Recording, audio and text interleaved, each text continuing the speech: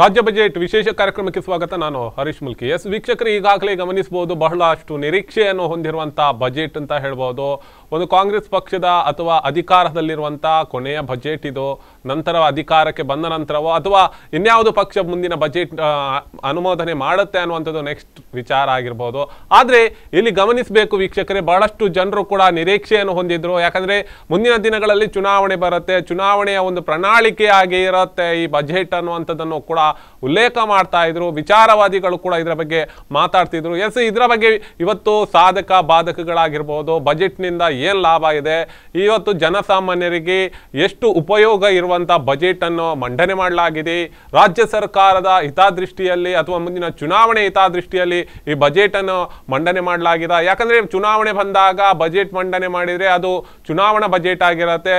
ಅದೇ ಮಧ್ಯಂತರ ವರ್ಷದಲ್ಲಿ ಮಾಡಿರುವಂತಹ ಬಜೆಟ್ಗಳಿಗೆ ಯಾವುದೇ ಒಂದು ತಾರತಮ್ಯ ಇರೋದಿಲ್ಲ.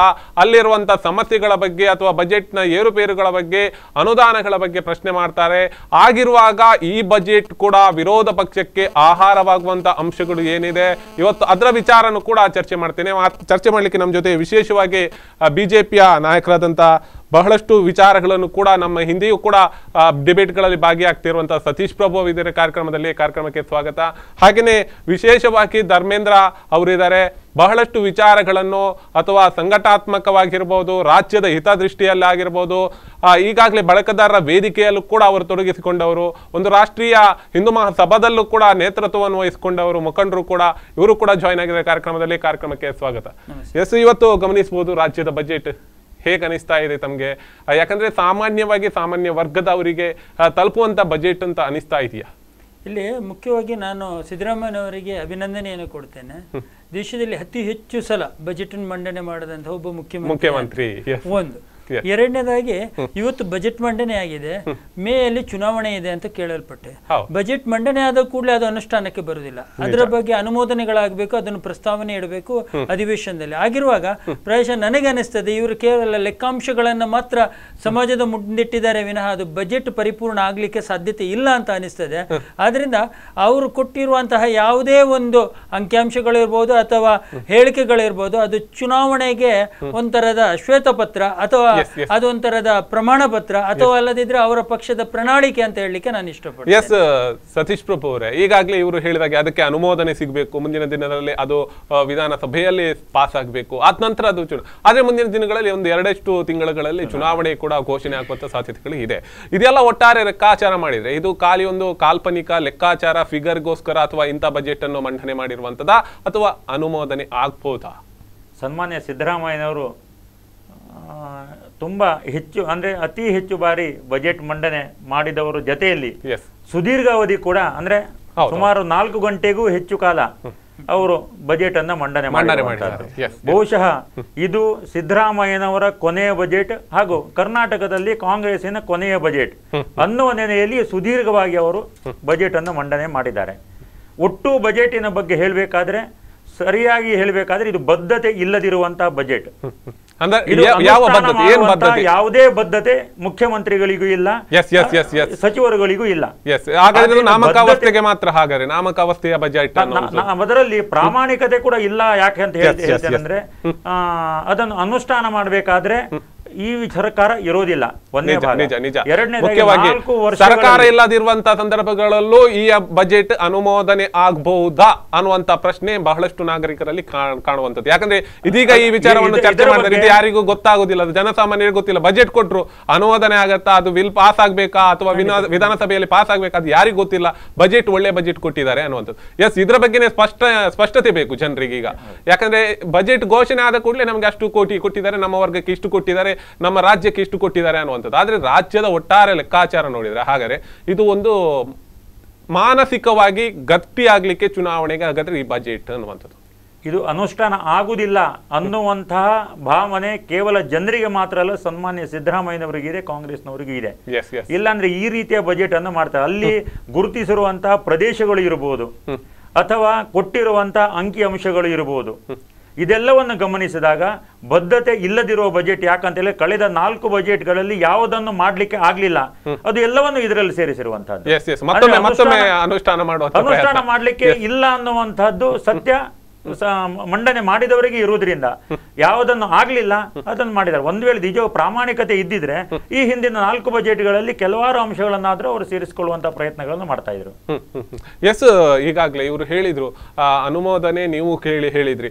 ಎಸ್, ಜನಸಾಮಾನ್ಯರಿಗೆ ನೋಡಿದ್ರೆ ಈಗ ಇವತ್ತಿನ ಬಜೆಟ್ ಆಯ್ತು, ಮಂಡನೆ ಆಯ್ತು, ಸಿದ್ದರಾಮಯ್ಯರವರು ಬಹಳಷ್ಟು ದೊಡ್ಡ ಬಜೆಟ್ ಅನ್ನು ನೀಡಿದ್ರು ಅಥವಾ ಈ ವರ್ಗಕ್ಕೆ ಇಷ್ಟು ನೀಡಿದ್ರು ಅನ್ನುವಂತ ರೀತಿಯಲ್ಲಿ ಬಿಂಬಿತ ಆಗುತ್ತೆ. ಆದ್ರೆ ಜನಸಾಮಾನ್ಯರಿಗೆ ಹೇಗೆ ಇದನ್ನು ತಲುಪಿಸಬಹುದು? ಬಜೆಟ್ ಅನ್ನುವಂಥದ್ದು ಅನುಮೋದನೆ ಆಗಬೇಕು, ಅದರ ನೆಕ್ಸ್ಟಿನ ಅದರ ನಂತರದ ಪ್ರತಿಕ್ರಿಯೆ ಆಗಿರ್ಬೋದು, ಪ್ರಕ್ರಿಯೆ ಆಗಿರ್ಬೋದು, ಅದು ಹೇಗಿರ್ಬೇಕು ಅನ್ನುವಂಥದ್ರ ಬಗ್ಗೆ ಸ್ಪಷ್ಟತೆ ಇನ್ನೂ ಜನರಿಗಿಲ್ಲ.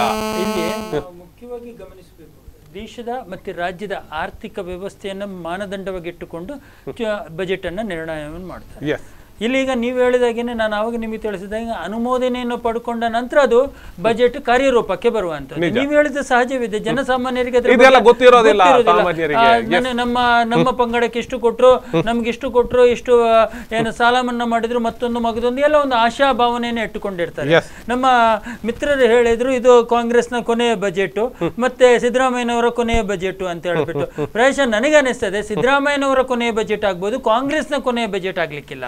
ಯಾಕೆಂದ್ರೆ ನಾಳೆ ಒಂದು ವೇಳೆ ಬಿಜೆಪಿ ಕೂಡ ಅಧಿಕಾರಕ್ಕೆ ಬಂದ್ರೆ ಇದನ್ನೇ ತರ್ಜುಮೆ ಮಾಡ್ಕೊಳ್ಳುವಂಥದ್ದು, ಅಂದ್ರೆ ಇದನ್ನ ಬಟ್ಟಿ ಇಳಿಸುವಂತ ಪ್ರಯತ್ನ ಮಾಡುತ್ತೆ.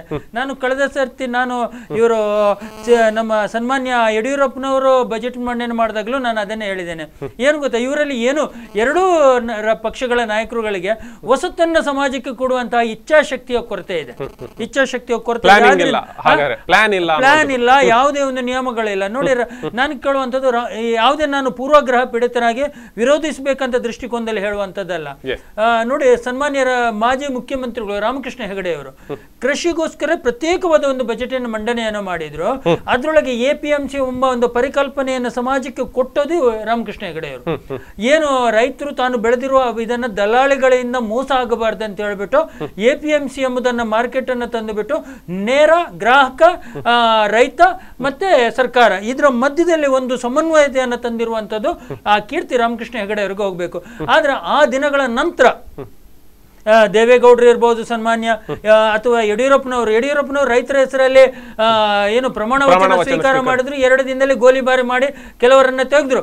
ಆದ್ರೂ ಕೂಡ ಇವತ್ತು ಕೂಡ ಅವ್ರೇನು ಹೇಳ್ತಾ ಇದ್ದಾರೆ, ನಾನು ರೈತರ ಪರವಾಗಿ, ನಾನು ಇಲ್ಲಿ ಜಿಜ್ಞಾಸಿಗಳನ್ನ ಮಾತಾಡ್ತಾ ಇಲ್ಲ, ರೈತರ ಪರವಾಗಿ ಹೆಸರನ್ನು ಎತ್ಕೋತಾರೆ. ಇಡೀ ದೇಶದ ನಮ್ಮ ಬೆನ್ನೆಲುಬು ಕೃಷಿ. ಆದ್ರೆ ಇವತ್ತಿನ ಬಜೆಟ್ ಅನ್ನು ಕೂಡ ನಾವು ನೋಡಿದ್ರೆ ಕೃಷಿಗೆ ಸಂಬಂಧಪಟ್ಟಾಗಿ ಯಾವುದೇ ವಿಚಾರಗಳು ವಿಶೇಷವಾಗಿ ಮಂಡನೆ ಆಗಿಲ್ಲ.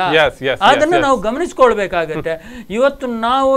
ಇವತ್ತಿನ ವ್ಯವಸ್ಥೆ ಅಡಿಯಲ್ಲಿ ನಾನು ಕೇಂದ್ರದ ಬಜೆಟ್ ಅನ್ನು ಕೂಡ ನೋಡಿದ್ದೇನೆ.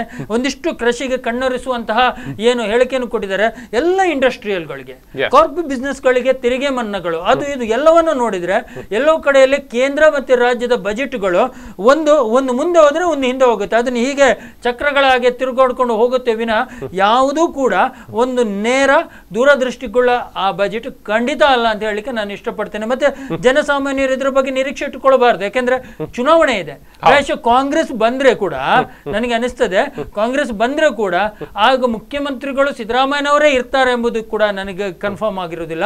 ಒಂದು ವೇಳೆ ಸಿದ್ದರಾಮಯ್ಯನವರು ಇದ್ರೂ ಕೂಡ ಇದೇ ತರದ ಬಜೆಟ್ ಅನ್ನು ತಿರುಗಿ ಅವರು ಅದನ್ನ ಅನುಮೋದನೆ ಪಡೆಯುವಾಗ ಬದಲಾವಣೆಗಳಾಗೇ ಆಗುತ್ತೆ. ಜನ ಸ್ವಲ್ಪ ಬದಲಾವಣೆ ಆಗಿರೋದ್ರಿಂದ ಜನ ನಿರೀಕ್ಷೆ ಇಟ್ಕೊಳ್ಳೋದು ನನ್ನ ಲೆಕ್ಕದಲ್ಲಿ. ನೀವು ಹೇಳುವ ರೀತಿಯಲ್ಲಿ ಹಾಗಾದ್ರೆ ಮುಂದಿನ ಪಕ್ಷ ಯಾವ ಅಧಿಕಾರಕ್ಕೆ ಬರುತ್ತೆ ಆವಾಗ ಇದು ಮತ್ತೆ ಬದಲಾವಣೆ ಆಗುವಂತ ಸಾಧ್ಯತೆಗಳು ಹೆಚ್ಚಾಗಿದೆ. ಒಂದಿಷ್ಟು ಬದಲಾವಣೆಗಳ ಜೊತೆಯಲ್ಲಿ ಅಂದ್ರೆ ಏನ್ ಹೇಳ್ತಾರಲ್ಲ, ಒಂದು ಹಳೆ ಮದ್ಯ ಹೊಸ ಸೀಸೆ, ಆ ತರದಲ್ಲಿ ಅದೇ ಮದ್ಯವನ್ನು ಒಂದು ಹೊಸ ಸೀಸೆ ಒಳಗಡೆ ಹಾಕೊಂಡು ಜನರ ಮುಂದೆ ಇಡ್ತಾರೆ ಅಷ್ಟೇ. ಯಾಕಂದ್ರೆ ಇವತ್ತಿನ ಕರ್ನಾಟಕದ ಯಾವುದೇ ಒಬ್ಬ ನಾಯಕ, ಬಿಜೆಪಿ ಇರ್ಬೋದು, ಕಾಂಗ್ರೆಸ್ ಇರ್ಬೋದು, JDS ಇರ್ಬೋದು, ಅಥವಾ ಯಾವ ಪ್ರಮುಖ ರಾಜಕೀಯ ಪಕ್ಷಗಳಿಗೆ ದೂರದೃಷ್ಟಿಕೋನವೇ ಇಲ್ಲದಿರುವಂತ ನಾಯಕರುಗಳು ಇರುವುದರಿಂದ ನಾವು ನಿರೀಕ್ಷೆ ಮಾಡೋದು ಪ್ರಾಯಶಃ.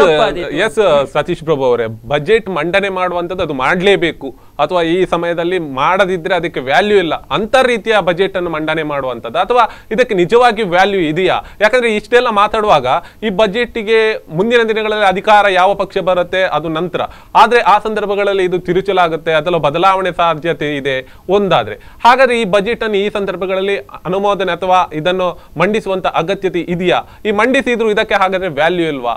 ಏನಿದ್ರ ಅರ್ಥ ಅನ್ನುವಂಥದ್ದು? ಬಜೆಟಿಗೆ ತನ್ನದೇ ಆಗಿರತಕ್ಕಂಥ ಮಹತ್ವ ಇದೆ. ಇವತ್ತು ರಾಜಕೀಯ ಕಾರಣಗಳಿಗೋಸ್ಕರ ಬಜೆಟ್ ಇವತ್ತು ತನ್ನ ಮಹತ್ವವನ್ನು ಕಳ್ಕೊಳ್ತಾ ಇದೆ.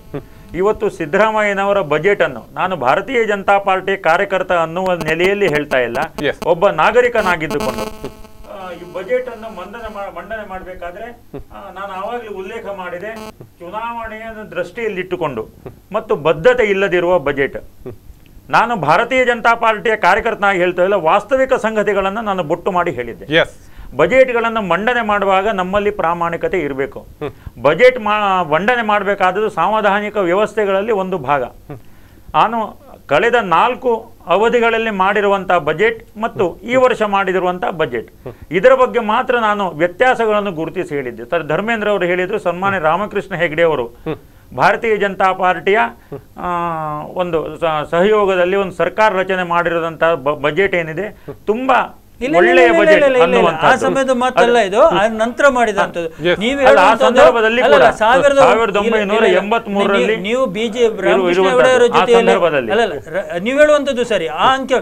ಆದ್ರೆ ಭಾಜಪ ಜೊತೆಯಲ್ಲಿ ಸಂಪರ್ಕ ಇದ್ದದ್ದು 1983ರಲ್ಲಿ ಇವರು ಮತ್ತೆ ಬಿಜೆಪಿಯವರು, ಸಾರಿ ಅವಾಗದ್ದು ಬಿಜೆಪಿ ಮತ್ತೆ ರಾಮಕೃಷ್ಣ ಹೆಗಡೆ ಸರ್ಕಾರ ಜೊತೆಯಲ್ಲಿ ಇದ್ದದ್ದು. ಕೃಷಿ ಬಜೆಟ್ ಪ್ರತ್ಯೇಕ ಬಜೆಟ್ ಮಂಡನೆ ಮಾಡಿದ್ದು ಆ ನಂತರದ ದಿನಗಳಲ್ಲಿ ಮುಖ್ಯಮಂತ್ರಿ ಆಗಿರುವ ಸಮಯದಲ್ಲಿ, ಭಾಜಪದ ಜೊತೆಯಲ್ಲಿ ಇರುವಾಗಲ್ಲ. 18 ತಿಂಗಳಲ್ಲಿ 2 ಬಜೆಟ್ಗಳು ಮಂಡನೆ ಆಗಿತ್ತು. ಅದು ತುಂಬಾ ಒಳ್ಳೆಯ ಬಜೆಟ್. ಅದೇ ರೀತಿಯ ಬಜೆಟ್ ಅನ್ನು ಸನ್ಮಾನ್ಯ BS ಯಡಿಯೂರಪ್ಪನವರು ಕೊಟ್ಟಿರುವಂತಹದ್ದು. ಸನ್ಮಾನ್ಯ BS ಯಡಿಯೂರಪ್ಪನವರು ರೈತರಿಗೋಸ್ಕರನೇ ವಿಶೇಷವಾಗಿ ಬಜೆಟ್ ಅನ್ನ ನೀಡುವುದರ ಮೂಲಕ ರೈತರಿಗೆ ಬೇರೆ ಬೇರೆ ಏನೇನು ನಾವು ಸವಲತ್ತುಗಳನ್ನು ಕೊಡಬಹುದು ಅನ್ನುವ ಎಲ್ಲಾ ಸವಲತ್ತುಗಳನ್ನು ಮತ್ತು ರೈತರಿಗೆ 3% ಬಡ್ಡಿಯಲ್ಲಿ ಅಥವಾ ಬಡ್ಡಿ ರಹಿತವಾಗಿ ಸಾಲವನ್ನು ಕೊಟ್ಟಿರುವಂತಹ ಸರ್ಕಾರ ಇದ್ರೆ ಸನ್ಮಾನ್ಯ BS ಯಡಿಯೂರಪ್ಪನವರ ಸರ್ಕಾರ. ಅದನ್ನೇ ಮತ್ತೊಮ್ಮೆ ಅನುಮೋದನೆ ಮಾಡಿದ್ದಾರೆ. ಈ ಬಜೆಟ್ ನಲ್ಲೂ 3% ಅವರಿಗೆ ಕೆಲವು ಭಾಗವನ್ನು ಮುಂದುವರಿಸಿಕೊಂಡು ಬಂದಿದ್ದಾರೆ, ಇಲ್ಲ ಅಂತ ಹೇಳುದಿಲ್ಲ. ಈಗ ನಾನು ಇವತ್ತು ಹೇಳಿದ ಇದರಲ್ಲಿ ನಾನು ಅನುಷ್ಠಾನಕ್ಕೆ ಬರುವಂತಹ ಬದ್ಧತೆ ಬಗ್ಗೆ ಮಾತ್ರ ನನ್ನ ಪ್ರಶ್ನೆ ಇರುವಂತಹದ್ದು. ಇವತ್ತಲ್ಲಿ ಯೋಚನೆ ಮಾಡಬೇಕಾದ್ರೆ ಅಹಿಂದವನ್ನು ಇರ್ಬೋದು, ರೈತರನ್ನಿರ್ಬೋದು ಅಥವಾ ಸಣ್ಣ ಕೈಗಾರಿಕೆ 4 ವರ್ಷಗಳಲ್ಲಿ ಸಣ್ಣ ಕೈಗಾರಿಕೆಗಳ ಕಡೆ ಕಣ್ಣೆತ್ತಿಯೂ ನೋಡದಿರುವ ಸರ್ಕಾರ ಈ ಬಾರಿ ಸಣ್ಣ ಕೈಗಾರಿಕೆಗಳ ಬಗ್ಗೆ ಮಾತನಾಡಿರುವಂತಹದ್ದು, ರೈತರ ಬಗ್ಗೆ ವಿಶೇಷ ಒಲವನ್ನ ವ್ಯಕ್ತ ಮಾಡಿರುವಂತಹದ್ದು, ಶಿಕ್ಷಣದ ಬಗ್ಗೆ ಕಳಕಳಿ ವ್ಯಕ್ತ ಮಾಡ್ತಾ ಇರುವಂತಹದ್ದು. ಯಾಕಂತ ಹೇಳಿದ್ರೆ ಇಷ್ಟು ವರ್ಷಗಳಲ್ಲಿ ಶಿಕ್ಷಕರಿಗೆ ಸರಿಯಾಗಿ ವೇತನವನ್ನು ಕೊಡ್ಲಿಕ್ಕೆ ಪರದಾಡ್ತಾ ಇದ್ದಂತಹ ಅಥವಾ ಸತಾಯಿಸ್ತಾ ಇದ್ದಂತ ಸರ್ಕಾರ ಇವತ್ತು ಶಿಕ್ಷಣದ ಬಗ್ಗೆ ಮಾತನಾಡ್ತಾ ಇರುವಂತಹದ್ದು. ಇವೆಲ್ಲವನ್ನು ಗಮನಿಸಿರುವಾಗ ಈ ಬಜೆಟಿನ ಪ್ರಾಮಾಣಿಕತೆ ನನಗೆ ಸಂದೇಹ ಹೊಂದಿರುವಂತಹದ್ದು. ಮತ್ತು ಅದೇ ರೀತಿಯಲ್ಲಿ ಬಜೆಟ್ ಅನ್ನು ಮಂಡನೆ ಮಾಡಬೇಕಾದ್ರೂ ಸಹ ಯಾವ ರೀತಿಯ ಬಜೆಟಿಗೆ ಘನತೆ ಇತ್ತು ಇವೆಲ್ಲವನ್ನು ಗಾಳಿಗೆ ತೂರಿ 1 ಕೋಟಿ 1.5 ಕೋಟಿಯಷ್ಟು ಅನುದಾನವನ್ನು ಸಹ ಉಲ್ಲೇಖ ಮಾಡುವುದರ ಮೂಲಕ ಆ ಬಜೆಟಿನ ಬಜೆಟ್ ಏನು ಮಂಡನೆ ಮಾಡ್ತೇವೆ ಅದರ ಸಮಯವನ್ನ ಹೆಚ್ಚು ಮಾಡಿರುವಂತಹದ್ದು, ದೀರ್ಘಕಾಲದವರೆಗೆ ಹೇಳ್ಕೊಂಡು ಹೋಗಿರುವಂತಹದ್ದು. ಇದು ಆ ಬಜೆಟಿನ ಯಾವ ಸ್ಥಿತಿ ಬಂದಿದೆ ಅನ್ನುವಂಥದ್ದು ಗೊತ್ತಾಗ್ತದೆ. ಯಾಕಂದ್ರೆ ಬಜೆಟ್ ಮಂಡನೆ ಮಾಡುವಾಗ ದೊಡ್ಡ ದೊಡ್ಡ ಪ್ರಮಾಣದ 10 ಕೋಟಿ 100 ಕೋಟಿ 50 ಕೋಟಿ ಈ ರೀತಿಯ ಘೋಷಣೆಗಳು ಇರ್ತದೆ. ಆದ್ರೆ 1-1.5 ಕೋಟಿಯಷ್ಟು ಸಹ ಸಣ್ಣ ಸಣ್ಣ ಯೋಜನೆಗಳನ್ನ ಘೋಷಣೆ ಮಾಡುವುದರ ಮೂಲಕ ಆ ಬಜೆಟಿನ ಅವಧಿಯನ್ನು ದೀರ್ಘ ಮಾಡಿದೆ ಹೊರತು ಬಜೆಟಿನ ಮಹತ್ವವನ್ನ, ಬಜೆಟಿಗಿರುವ ಏನು ಸಾಂವಿಧಾನಿಕ ಒಂದು ಮಹತ್ವ ಇದೆ ಇದು ಸಂಪೂರ್ಣವಾಗಿ ಕಳೆದುಕೊಂಡಿರುವಂತಹದ್ದು ಇವತ್ತಿನ ಸಿದ್ದರಾಮಯ್ಯನವರ ಬಜೆಟ್ನಲ್ಲಿ. ಈಗಾಗಲೇ ನಾವು ಮಾತಾಡುವಾಗ ಹೇಳಿದ್ವಿ, ರೈತರ ವಿರೋಧಿ ಅನ್ನುವಂಥ ರೀತಿಯಲ್ಲಿ ಒಂದು ವರ್ತನೆ ಮಾಡ್ತಾ ಇರುವಂಥದ್ದು, ಎಲ್ಲ ಪಕ್ಷಗಳು ಒಂದೇ ರೀತಿಯಲ್ಲಿ ವರ್ತನೆ ಮಾಡ್ತವೆ ಅನ್ನುವಂಥದ್ದು. ಈಗಾಗಲೇ ಈ ಒಂದು ಇದರಲ್ಲೂ ಕೂಡ 3% ಬಡ್ಡಿ ದರದಲ್ಲಿ ರೈತರಿಗೆ ಸಾಲ ಕೊಡುವಂಥದ್ದು, ಮತ್ತೆ ಆನ್ಲೈನ್ ಮಾರುಕಟ್ಟೆಯನ್ನು ನಿರ್ಮಾಣ ಮಾಡಿದ್ರಲ್ಲಿ ನಾವು ದೇಶದಲ್ಲಿ ಅಥವಾ ರಾಜ್ಯದಲ್ಲಿ ಬಹಳಷ್ಟು ಪ್ರಥಮ ಬಾರಿಯಲ್ಲಿ ಮುಂಚೂಣಿಯಲ್ಲಿ ಇದ್ದೀವಿ ಅನ್ನುವಂಥ ರೀತಿಯಲ್ಲಿ ಬಿಂಬಿಸ್ತಾ ಇರುವಂಥದ್ದು. ಹಾಗಾದ್ರೆ ಇದೆಲ್ಲ ವರ್ಕೌಟ್ ಆಗಿಲ್ವಾ ಅನ್ನುವಂಥದ್ದು ನೋಡಿ. ನಾನು ಹಿಂದೂ ಮಹಾಸಭಾ ರಾಜ್ಯ ವಕ್ತಾರನಾದರೂ ಕೂಡ ನಾನು ವಿರೋಧಿಸಬೇಕೆಂಬ ದೃಷ್ಟಿಕೋನದಲ್ಲಿ ವಿರೋಧವನ್ನು ಮಾಡ್ತಾ ಇಲ್ಲ, ಅಥವಾ ಹೊಗಳಬೇಕೆಂಬ ದೃಷ್ಟಿಕೋನದಲ್ಲಿ ಹೊಗಳಿಕೆಯನ್ನು ಕೊಡ್ತಾ ಇಲ್ಲ. ಒಬ್ಬ ಸಮಾಜವಾದಿ ಸಿದ್ಧಾಂತದ ಮುಖ್ಯಮಂತ್ರಿ ನಾನು ಆವತ್ತು ಪ್ರಾರಂಭದಲ್ಲಿ ನಾನೊಂದು ಅವರು ಮುಖ್ಯಮಂತ್ರಿ ಆಗಿರುವಾಗ ನಾನು ಅತ್ಯಂತ ಸಂತೋಷಪಟ್ಟಂಥ ವ್ಯಕ್ತಿ. ಯಾಕೆಂದರೆ ನಾನು ಅವರು ಸಮಾಜವಾದ ಸಿದ್ಧಾಂತದಲ್ಲಿ ಮುಖ್ಯಮಂತ್ರಿಯಾಗಿ ಸಮಾಜಕ್ಕೆ ಬೇಕಾದಷ್ಟು ಕೊಡುವಂಥ ಅವಕಾಶಗಳಿದೆ. ಅದು ಅತ್ಯಂತ ಉತ್ತಮವಾದ ಒಂದು ಸಿದ್ಧಾಂತವನ್ನು ಹೊಂದಿರುವಂಥದ್ದು ಒಂದು ಸಮಾಜವಾದ ಅಂತ ಹೇಳ್ಬಿಟ್ಟು ಸಂತೋಷಪಟ್ಟಂಥವು. ಆದರೆ ಬರ್ತಾ ಅವ್ರು ಕಾಂಗ್ರೆಸ್ಸಿನ ಏನು ಬುದ್ಧಿ ಇದೆ ಅದಕ್ಕೆ ನಾನು ಏನು ಹೇಳಬೇಕಂತ ನನಗೆ ಅದು ಕಷ್ಟ ಆಗುತ್ತೆ ಸ್ವಲ್ಪ ಅವರ ಭಾಷೆಗಳನ್ನು ಮಾತಾಡಬೇಕಾದ್ರೆ. ಅದನ್ನು ಸಮಾಜಕ್ಕೆ ಅವ್ರು ತೋರಿಸ್ಕೊಟ್ರು.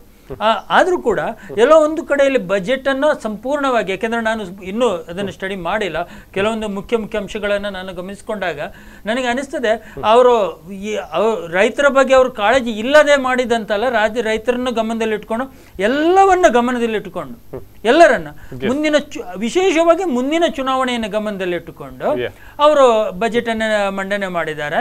ಅದರೊಳಗೆ ನನಗೆ ಅನಿಸಿದ ಪ್ರಕಾರ ರೈತರಿಗೆ ಇನ್ನೊಂದಿಷ್ಟು ಕೊಡಬೇಕಿತ್ತು, ಅದೆಲ್ಲೋ ಕಡಿಮೆ ಆಗಿದೆ. ಮತ್ತೆ ಏನು ಇದಕ್ಕೆ ನೀರಾವರಿಗೆ ವಿಶೇಷವಾಗಿ ಇವತ್ತಿನ ಸುಪ್ರೀಂ ಕೋರ್ಟ್ ತೀರ್ಮಾನ ಏನು ಕಾವೇರಿ ವಿಚಾರಗಳ ಬಗ್ಗೆ ಇವತ್ತೇನು ಸುಪ್ರೀಂ ಕೋರ್ಟ್ ತೀರ್ಮಾನ ಕೊಡುತ್ತೆ ಅಂತ ಹೇಳಿದ್ರೆ ಅದರ ಬಗ್ಗೆ ಸಹ ಅಲ್ಲಿ ಉಲ್ಲೇಖನ ಆಗಬೇಕಿತ್ತು. ಅದರ ಬಗ್ಗೆ ಸಹ ಏನೋ ಪ್ರಸ್ತಾವನೆ ಅವರು ತೆಗೆದಿಲ್ಲ. ನೀರಾವರಿಗೆ ಅವರು ಕೊಟ್ಟಿರುವಂಥದ್ದು ಏನೂ ಇಲ್ಲ. ಮತ್ತೆ ಕ್ರೀಡೆಯ ಬಗ್ಗೆ ಅದರೊಳಗೆ ಪ್ರಸ್ತಾವನೆ ಇಲ್ಲ, ಏನೂ ಇಲ್ಲ. ಇವತ್ತು ನಾನು ಇದರೊಳಗೆ ದಕ್ಷಿಣ ಕನ್ನಡ ಜಿಲ್ಲಾ ಸ್ವಿಮ್ಮಿಂಗ್ ಅಸೋಸಿಯೇಷನ್ ಕನ್ವೀನರ್ ಆಗಿ ನಾನು ನೋಡಿದೆ, ನಮ್ಮ ದಕ್ಷಿಣ ಕನ್ನಡದಲ್ಲಿ ವಿಶೇಷವಾಗಿ ಕ್ರೀಡೆಗೆ ಏನೇನೂ ಇಲ್ಲ. ಒಂದಿಷ್ಟು ಮೌನ ಆಳ್ವರ ಮತ್ತೊಂದಿಷ್ಟು ಕೆಲವೊಂದು ಜನರುಗಳನ್ನು ಬಿಟ್ಟರೆ ನಮ್ಮ ದಕ್ಷಿಣ ಕನ್ನಡದಲ್ಲಿ, ಅದು ಇಡೀ ಕರ್ನಾಟಕದಲ್ಲೇ ಇಲ್ಲ, ಕರ್ನಾಟಕದಲ್ಲಿ. ಅದಕ್ಕೆ ವಿಶೇಷವಾಗಿ ಕೊಡಬೇಕಿತ್ತು, ಯಾವುದಕ್ಕೆಲ್ಲ ಪ್ರಾಮಾಣಿಕವಾಗಿ ಕೊಡಬೇಕಿತ್ತ, ಅದು ಯಾವುದನ್ನು ಕೊಡದೆ ಒಂದಿಷ್ಟು ಕಣ್ಣೊರೆಸುವ ತಂತ್ರಗಳ ಮುಖಾಂತರ ಚುನಾವಣೆ ಬಜೆಟ್ ಅನ್ನು ಅವರು ಮಂಡನೆ ಮಾಡಿದ್ದಾರೆ. ನನಗೆ ಅನಿಸ್ತದೆ ಮುಂದೆ ಇನ್ನೊಂದ್ಸಲ ಗೆದ್ದ ನಂತರ ಇದಕ್ಕೆ ಒಂದು ಆಮೂಲಾಗ್ರ ಬದಲಾವಣೆಯನ್ನು ತಂದು ಬಿಟ್ಟು ಅದನ್ನು ಅನುಮೋದನೆಗೆ ತರಬಹುದು ಅನ್ನುವಂಥದ್ದು. ಎಸ್ ನಿಮ್ಮ ಜೊತೆ ಮಾತು ಮುಂದುವರಿಸ್ತೇನೆ. ಎಸ್ ವೀಕ್ಷಕರೇ, ಒಂದು ಪುಟ್ಟ ವಿರಾಮದ ಬಳಿಕ ಮತ್ತೆ ಬರ್ತೇನೆ.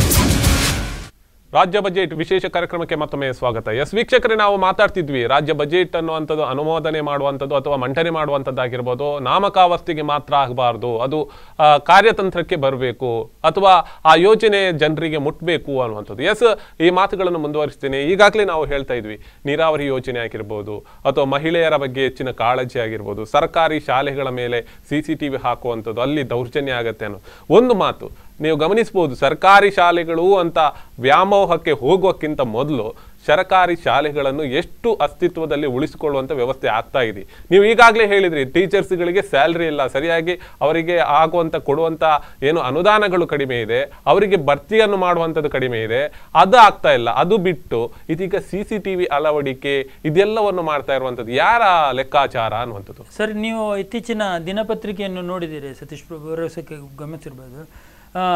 ಸರ್ಕಾರಿ ನೌಕರರಿಗೆ ಬರ ಅಂತ ಹೇಳ್ಬಿಟ್ಟು ಒಂದು ಹೆಡ್ಲೈನ್ ಅಲ್ಲೇ ಕೆಲವು ವಿಜಯವಾಣಿಯಲ್ಲೂ ಕೂಡ ಇವತ್ತು ಬಂದಿರಬಹುದೇನೋ. ಇವತ್ತು ಸರ್ಕಾರಿ ಸೇವೆಗೆ ಜನಗಳ ಕೊರತೆ ಇರುವುದರಿಂದ ಎಲ್ಲೋ ಒಂದು ಕಡೆಯಲ್ಲಿ ಸಾಮಾನ್ಯರು ಇದನ್ನ ಏನು ಸೇವೆಯನ್ನು ಪಡೆಯೋದ್ರೊಳಗೆ ವಂಚಿತರಾಗ್ತಾ ಇದ್ದಾರೆ. ಏನು ಅಲ್ಲಿ ನೌಕರರ ಹತ್ರ ಮಾತಾಡೋಕೆ ಅವರಿಗೆ ಸಿಟ್ಟು ಸಹಜವಾಗಿ. ನನಗೇನು ಕೆಲಸ ಕೊಟ್ಟಿರುತ್ತೆ ಅದಕ್ಕಿಂತ ಜಾಸ್ತಿ ಹೊರೆ ಬಂದಾಗ ನೋಡಿ, ಪೊಲೀಸ್ ಇಲಾಖೆ ಇವತ್ತಲ್ಲ ಯಾವತ್ತು ಕಳೆದ ಯಡಿಯೂರಪ್ಪರವರ ಸರ್ಕಾರ ಇರುವಾಗ ಕೂಡ ಪೊಲೀಸ್ ಇಲಾಖೆಯಲ್ಲಿ ಸಿಬ್ಬಂದಿಗಳ ಕೊರತೆ ಇದೆ, ಬಜೆಟ್ ಅಲ್ಲಿ ಏನೇನು ಇಲ್ಲ. ಯಾಕೆಂದ್ರೆ ಗೃಹ ಇಲಾಖೆಗೆ ಒಂದಷ್ಟು ಅನುದಾನವನ್ನು ಘೋಷಣೆ ಮಾಡಿದರೆ ಅಲ್ಲಿ ಆಯ್ತು, ಹೌದು, ಏನು 19 ಚಿಲ್ಲರೆ ಕೋಟಿ ಮುಗಿಸಿದ್ದಾರೆ. ಆದ್ರೆ ನಾನು ಕೇಳುವಂತದ್ದು, ಇಡೀ ಟೋಟಲಿ ಬಜೆಟ್ ಅನ್ನ ನೀವು ಪರಿಶೀಲನೆ ಮಾಡಿದ್ರೆ ಅದು ವಿತ್ತೀಯ ಕೊರತೆಯ ಬಜೆಟ್. ಅದು ಏನು ಕೊರತೆ ಏನಿದೆ ಅದನ್ನು ನೀಗಿಸಲಿಕ್ಕೆ ಸನ್ಮಾನ್ಯ ಯಡಿಯೂರಪ್ಪನವರು ಎಲ್ಲಿಂದ ಹಣದ, ಯಾಕಂದ್ರೆ ಈಗ ನೋಡಿ 1 ರೂಪಾಯಿ ಇದೆ ಅಂತ ಹೇಳಿದ್ರೆ ಆ 1 ರೂಪಾಯಿಯನ್ನು ಹಂಚಿಕೊಡುವಾಗ 1 ರೂಪಾಯಿ 10 ಪೈಸೆ ಆದ್ರೆ ಅದು ವಿತ್ತೀಯ ಕೊರತೆ ಆಗುತ್ತೆ. ಈ 10 ಪೈಸೆಯನ್ನ ಎಲ್ಲಿಂದ ತರುವಂತದ್ದು ಅದಕ್ಕೆ ಕೂಡ ಭರಿಸುವಂತ ವ್ಯವಸ್ಥೆ. ಅವಾಗ ಏನತ್ತೆ, ಸಹಜವಾಗಿ ನಿಮ್ಮಂತ ಮಾಧ್ಯಮ ವರ್ಗದವರ ಮೇಲೆ ಅದು ಹೊರೆಯಾಗಿ ಬೀಳುತ್ತೆ. ಅದಕ್ಕೆ ಏನ್ ಮಾಡ್ತಾರೆ ಅಂದ್ರೆ ನನಗೆ ಅನಿಸಿದ ಪ್ರಕಾರ ಮುದ್ರಾಂಕದ ಮೇಲೆ ಇದು ಮಾಡ್ತಾರೆ, ಏನು ಭೂಮಿ ಇದೆ ಅದರ ವ್ಯಾಲ್ಯೂ ಜಾಸ್ತಿ ಮಾಡ್ತಾರೆ, ಮಗದೊಂದು ಮಾಡ್ತಾರೆ ವಿನ ಅವಾಗ ಏನಾಗುತ್ತೆ, ಸಾಮಾನ್ಯ ಅದರ ಮೇಲೆ ಹೊರೆಯನ್ನು ಹೊರಬೇಕಾಗುತ್ತೆ. ಮೊನ್ನೆ ನಾನು ಯಾವುದೋ ಒಂದು ಪತ್ರಿಕೆಯಲ್ಲಿ ಓದಿದೆ, ಕರ್ನಾಟಕ ಸರ್ಕಾರ ತೆಗೆದುಕೊಂಡಿರುವ ಲೋನಿನ ಇದನ್ನು ನೋಡಿದ್ರೆ ಇನ್ನಷ್ಟು ಲೋನ್ ತಗೊಳ್ಳಕ್ಕೆ ಪ್ರಯತ್ನ ಮಾಡ್ತಾ ಇದ್ದಾರೆ. ಆ ಲೋನ್ ಈಗಾಗಲೇ ತೆಗೆದುಕೊಂಡಿರೋ ಲೋನ್ ಒಬ್ಬ ವ್ಯಕ್ತಿಯ ಮೇಲೆ 18,000ಕ್ಕೆ ಮೇಲೆ ಇದೆ ಅಂತ. ಅದು ಪರ್ ಹೆಡ್ ಆಗಿ 18,000 ಸಮಥಿಂಗ್ ಏನೋ ಬರುತ್ತೆ ಅಂತ ನೋಡಿದೆ. ಇದು ನಿರಂತರವಾಗಿ ಇದೇನೋ ಬಿಜೆಪಿ ಬಂದ್ರೆ ಅದು ಸರಿ ಆಗುತ್ತೆ, ಕಾಂಗ್ರೆಸ್ ಬಂದ್ರೆ ಅದು ಜಾಸ್ತಿ ಆಗುತ್ತೆ ಅಂತಲ್ಲ, ಎಲ್ಲರೂ ಒಂದೇ. ಎಲ್ಲರೂ ಏನಾಗುತ್ತೆ ಅಂದ್ರೆ ಬಜೆಟ್ ಮಂಡನೆ ಮಾಡುವಾಗ ತನಗೆ ಸಮಾಜಕ್ಕೆ ನಾನೊಬ್ಬ ಒಳ್ಳೆಯವನಾಗಿ ಕಾಣಬೇಕು ಅಂತ ಹೇಳ್ಬಿಟ್ಟು ಏನೊಂದಿಷ್ಟು ಕೊಡ್ತಾರೆ, ಅದನ್ನ ಸರಿದೂಗಿಸ್ಲಿಕ್ಕೆ ಇನ್ನೊಂದಿಷ್ಟು ಸಾಲ ತರ್ತಾರೆ, ಹಿಂಬಾಗಿಲಿನಿಂದ ನಮ್ಮ ತಲೆ ಮೇಲೆ ಸಾಲದ ಹೊರೆಯನ್ನು ಹೊರಿಸ್ತಾರೆ. ಇಂಥದ್ದು ಇರಬೇಕು. ನೀವು ಅವಾಗ ಹೇಳಿದಿರಿ CC ಕ್ಯಾಮರಾ ಅಳವಡಿಸಿದ್ದು. ನಾನು ಕೇಳ್ತೇನೆ, ಕರ್ನಾಟಕ ರಾಜ್ಯದಲ್ಲಿ ಎಷ್ಟು ಶಾಲೆಗಳನ್ನ ನೀವು ಮುಚ್ಚಿದ್ದೀರಿ? ನಿಜ. ಸರ್ಕಾರಿ ಶಾಲೆಗಳು ಎಷ್ಟು ಮುಚ್ಚಿದ್ದೀರಿ? ಅದನ್ನು ಪುನರ್ ಇದನ್ನು ಚೇತನಗೊಳಿಸುವ ಪ್ರಯತ್ನ ಮಾಡಿ ಸ್ವಾಮಿ. CCC ಬೇಕು, ಬೇಡ ಅಂತ ನಾನು ಹೇಳ್ತಿಲ್ಲ, ಜವಾಬ್ದಾರಿ ಬೇಕು. ಆದ್ರೆ ಗ್ರಾಮೀಣ ಪ್ರದೇಶದ ಮಕ್ಕಳಿಗೆ ಇವತ್ತು ಕೂಡ ವಿದ್ಯೆ ಎಂಬುದು ಅತ್ಯಂತ ಕಷ್ಟದಾಯಕವಾಗಿದೆ. ಇದು ಖಾಸಗಿಯವರು ಹೋದ್ರೆ ಹಗಲ್ ದೊರಡೆ ಮಾಡ್ತಾ ಇದ್ದಾರೆ. ಖಾಸಗಿ ಶಾಲೆಗಳು ಇವತ್ತು ಡೊನೇಷನ್ ಮತ್ತೊಂದು ಮಗದೊಂದು ಸರ್ಕಾರದ ಕೇಂದ್ರ ಸರ್ಕಾರವಲ್ಲ, ಇದು ಸರ್ಕಾರದ ಫ್ರೀ ಎಜುಕೇಶನ್ ಸಿಸ್ಟಮ್ ಇಂಥದನ್ನೆಲ್ಲ ಕೊಡೋದ್ರೊಳಗೂ ಕೂಡ ತಾರತಮ್ಯ ಇದೆ. ಆಗಿರುವಾಗ ನಮ್ಮಂತವರು ಸಾಧಾರಣ ಮಾಧ್ಯಮ ವರ್ಗದವರು ಒಂದು ಉತ್ತಮ ಶಿಕ್ಷಣ ಪಡೆಯಬೇಕಾದ್ರೆ ಸರ್ಕಾರಿ ಶಾಲೆಗಳ ಅವಶ್ಯಕತೆ ಇದೆ. ಅದನ್ನು ಮುಚ್ಚುವ ಪ್ರಯತ್ನ ಮಾಡ್ತಾ ಇದ್ದಾರೆ. ಇವರೆಲ್ಲ ಮುಚ್ತಾ ಇದ್ದಾರೆ, ಪ್ರಯತ್ನ ಅಲ್ಲ, ಅದನ್ನ ಮಾಡಿ ಆಮೇಲೆ ಬೇರೆದಕ್ಕೆ ಅನುದಾನಗಳ ಬಗ್ಗೆ ಚಿಂತನೆ ಮಾಡೋಣ. ಕನ್ನಡ ಮಾಧ್ಯಮಗಳ ಮುಖಾಂತರ ಕಲ್ತವ್ರು ಎಷ್ಟೋ ಜನ ಇದ್ದಾರೆ. ಕನ್ನಡದ ಜೊತೆಯಲ್ಲಿ ಇಂಗ್ಲಿಷ್ ಅನ್ನು ಕೂಡ ತನ್ನ ಇವತ್ತಿನ ಏನು ಸ್ಪರ್ಧಾತ್ಮಕ ಜೀವನದಲ್ಲಿ ಆಂಗ್ಲ ಭಾಷೆ ಕೂಡ ಅತ್ಯಂತ ಪ್ರಮುಖ. ಅದನ್ನ ಜೊತೆಯಲ್ಲಿ ತೆಗೆದುಕೊಳ್ಳುವಂತ ಪ್ರಯತ್ನ ಮಾಡೋಣ. ಕೇವಲ ಕನ್ನಡಕ್ಕೆ ಸ್ಟಿಕ್ಕನ್ ಆಗಿ ನಿಂತ್ಕೊಳ್ಳೋದಕ್ಕಿಂತ ಜೊತೆಗೆ ಹೋಗ್ಲಿ. ಅದು ಮಾಡಿದ್ರೆ ನನ್ನ ಅನಿಸಿಕೆ ಪ್ರಕಾರ ಅಂಥದಕ್ಕೆಲ್ಲ ಕೊಡುವಂಥದ್ದು. ಇನ್ನು ಸಣ್ಣ ವಿಚಾರಗಳು ನೀವು ಹೇಳಿದ್ರೆ ಬೆಂಗಳೂರು ಏನು ಸ್ತ್ರೀಯರಿಗೆ ಅದು ಇದಾಗಿಲ್ಲ, ಸೇಫ್ಟಿ ಸಿಟಿ ಆಗಿ ಉಳಿದಿಲ್ಲ. ಅದರ ಬಗ್ಗೆ ಏನೊಂದು ಸ್ವಲ್ಪ ಉಲ್ಲೇಖನ ಮಾಡಿದರೆ ಅದು ಸಾಲುದಿಲ್ಲ. ನಾನು ಕೇಳೋದು ಪೊಲೀಸ್ ಇಲಾಖೆಗೆ ಸಂಪೂರ್ಣವಾದ ಸಿಬ್ಬಂದಿ ವರ್ಗವನ್ನು ವಹಿಸಿಕೊಡ್ಲಿ. ಅವರಿಗೆ ಏನು ಬೇಕಂತ ಕೊಟ್ಟಾಗ ಸಹಜವಾಗಿ ಕ್ರೈಮ್ ಹತೋಟಿಗೆ ಬರುತ್ತೆ. ಒಂದು ಠಾಣೆಯಲ್ಲಿ 20 ಜನ ಬೇಕಾದಾಗ 10 ಜನ ಇದ್ರೆ ಏನ್ ಸಹಾಯ ಮಾಡಬಹುದು?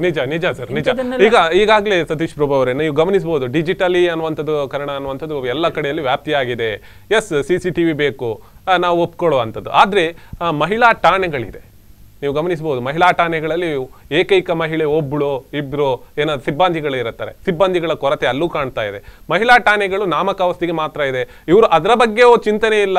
ಮಹಿಳೆಯರಿಗೆ ಬಸ್ಸಿನಲ್ಲಿ ಹೋಗುವಾಗ ದೌರ್ಜನ್ಯ ಆಗತ್ತೆ, ಅಲ್ಲಿ CCTV, ಅಥವಾ ಮಹಿಳಾ ದೌರ್ಜನ್ಯದ ಬಗ್ಗೆ ಸ್ಪೆಷಲ್ ಆಗಿ ಏನಾದರೂ ಅದಕ್ಕೆ ತಂಡ ಅಥವಾ ಅದರದೇ ಆದಂಥ ಒಂದು ನಿಯಮಾವಳಿಗಳನ್ನು ರೂಪಿಸುವಂಥದ್ದು ಯಾಕೆ ಈ ಒಂದು ತಲೆಗೆ ರಾಜಕೀಯ ಒಂದು ಮುಖಂಡರುಗಳ ಒಂದು ಆಡಳಿತ ಚೌಕಟ್ಟಿನಲ್ಲಿ ಬರ್ತಾ ಇಲ್ಲ ಅನ್ನುವಂಥದ್ದು. ಇವತ್ತು ಬಜೆಟಿನ ಬಗ್ಗೆ ಕೂಡ ಹೇಳಬೇಕಾದ್ರೆ ಇದರ ಬಗ್ಗೆ ಉಲ್ಲೇಖಗಳು ಯಾವ ರೀತಿಯಲ್ಲಿ ಇದೆ ಇದೆಲ್ಲ ಗಮನಿಸಿ ಹೇಳಬೇಕಾದ್ರೆ ದೂರದರ್ಶಿತ್ವ ಇಲ್ಲದಿರುವಂತಹ ಬಜೆಟ್ ಇದು. ಯಾಕಂದ್ರೆ ಮಹಿಳೆಯರ ಬಗ್ಗೆ ಕೂಡ ಇವತ್ತು ಕಳೆದ ಒಂದು 3-4 ವರ್ಷಗಳಲ್ಲಿ ನಾವು ನೋಡ್ತೀವಿ, ಬೆಂಗಳೂರಿನಿಂದ ಮೊದಲುಗೊಂಡು ಹಳ್ಳಿಯವರೆಗೂ ಸಹ ಮಹಿಳೆಯರಿಗೆ ಇವತ್ತು ರಕ್ಷಣೆ ಇಲ್ಲ. ಮಹಿಳೆಯರ ಮೇಲೆ ಆಗ್ತಾ ಇರುವಂತಹ ದೌರ್ಜನ್ಯಗಳಿರ್ಬೋದು ಅಥವಾ ಶೋಷಣೆಗಳಿರ್ಬೋದು, ಸಾಮಾಜಿಕವಾಗಿ ಕೂಡ ನೋಡಿದ್ರೆ ರಾಜಕೀಯವಾಗಿ ಕೂಡ ಮಹಿಳೆಯರನ್ನು ಇವತ್ತು ಶೋಷಣೆ ಮಾಡ್ತಾ ಇರುವಂತದ್ದು. ಇದಕ್ಕೆ ಸರಿಯಾದ ಉತ್ತರ ಕೊಡುವಂತಹ ಆ ಒಂದು ಇಚ್ಛಾಶಕ್ತಿ ಕೂಡ ಇವತ್ತು ಸರ್ಕಾರ ವ್ಯಕ್ತ ಮಾಡ್ತಾ ಇಲ್ಲ. ನೀವು ಹೇಳಿದಾಗೆ ಇವತ್ತು CC ಕ್ಯಾಮೆರಾಗಳನ್ನು ಅಳವಡಿಸಿದೆ, ಆದರೆ ಆ ಶಾಲೆಗಳನ್ನು ಉಳಿಸಿಕೊಳ್ಳುವ ಬಗ್ಗೆ ಚಿಂತನೆಗಳು ಆಗ್ತಾ ಇಲ್ಲ. ಇವತ್ತು ಅನುದಾನವನ್ನು ಕೊಡಬೇಕಾದ್ರೆ ಅಲ್ಲಿ ಮೂಲಭೂತ ಸೌಕರ್ಯವನ್ನು ಕಲ್ಪಿಸಿಕೊಡುವುದರ ಬಗ್ಗೆ ಇವತ್ತು 4 ವರ್ಷಗಳ ಅನಂತರ ಸಿದ್ದರಾಮಯ್ಯನವರು ಮಹಿಳಾ ಠಾಣೆಗಳಲ್ಲಿ ಶೌಚಾಲಯದ ಬಗ್ಗೆ ಪ್ರಪ್ರಥಮವಾಗಿ ಇವತ್ತು ಬಜೆಟ್ ಅಲ್ಲಿ ಉಲ್ಲೇಖ ಮಾಡಿದ್ದಾರೆ. ಅದನ್ನೇ ನಾನು ಹೇಳ್ತಾ ಇರುವಂತದ್ದು, ಉಲ್ಲೇಖ ಇಲ್ಲದೆ ಈ ವರ್ಷ ಮಹಿಳೆಯ ಠಾಣೆಗಳಲ್ಲಿ ಶೌಚಾಲಯದ ಬಗ್ಗೆ ಉಲ್ಲೇಖ ಮಾಡಬೇಕಾದ್ರೆ ನಮ್ಮ ಇವತ್ತು ಸ್ಥಿತಿಗತಿಗಳು ಯಾವ ರೀತಿಯಲ್ಲಿ ಇದೆ ಮಹಿಳೆಯರು. ಅದೇ ರೀತಿಯಲ್ಲಿ CC ಕ್ಯಾಮೆರಾವನ್ನು ಅಳವಡಿಸುವುದು ಮಾತ್ರ ಅಲ್ಲ, ಅವರಿಗೆ ರಕ್ಷಣೆ ಒದಗಿಸಬೇಕು, ಉಳಿದೆಲ್ಲ ಅಂಶಗಳತ್ತ ಕೂಡ ಗಮನ ಕೊಡಬೇಕು. ಉದಾಹರಣೆಗೆ ಪೊಲೀಸರ ಕೊರತೆಗಳು ಇವತ್ತು ಪ್ರತಿಯೊಂದು ಠಾಣೆಯಲ್ಲಿ ಗ್ರಾಮೀಣ ಪ್ರದೇಶದಿಂದ ಮೊದಲುಗೊಂಡು ನಗರ ಪ್ರದೇಶದವರೆಗೆ ಪೊಲೀಸರ ಏನು ಅವಶ್ಯಕತೆ ಏನಿದೆ ಅದನ್ನು ಪೂರೈಸುವಲ್ಲಿ ಇವತ್ತಿಲ್ಲ. ಇವತ್ತು ಶಿಕ್ಷಣದಲ್ಲಿ ಇರಬಹುದು ಅಥವಾ ಬೇರೆ ಬೇರೆ ಸರ್ಕಾರಿ ಕಚೇರಿ, ಜಿಲ್ಲಾ ಪಂಚಾಯತ್, ತಾಲೂಕ್ ಪಂಚಾಯತ್ ಕಚೇರಿಗಳಲ್ಲಿ ಇರಬಹುದು ಅಥವಾ ಕಂದಾಯ ಇಲಾಖೆಗಳಲ್ಲಿ ಇರಬಹುದು, ಎಲ್ಲಾ ಇಲಾಖೆಗಳಲ್ಲೂ ಇವತ್ತು ಕೊರತೆ ಕಾಣ್ತಾ ಇದೆ, ಸಿಬ್ಬಂದಿಗಳ ಕೊರತೆ ಇದೆ. ಮಹಾನಗರ ಪಾಲಿಕೆಯಂತ ಕಚೇರಿಗಳ ಸ್ಥಳೀಯ ಆಡಳಿತ ಸಂಸ್ಥೆಗಳಲ್ಲೂ ಸಹ ಸಿಬ್ಬಂದಿ ಕೊರತೆ ಇದೆ. ಪರಿಣಾಮವಾಗಿ ಇವತ್ತು ಅಭಿವೃದ್ಧಿಗಳು ಮಾಡ್ಲಿಕ್ಕೆ ಕಷ್ಟ ಆಗ್ತಾ ಇದೆ, ಕುಂಠಿತ ಆಗ್ತಾ ಇದೆ.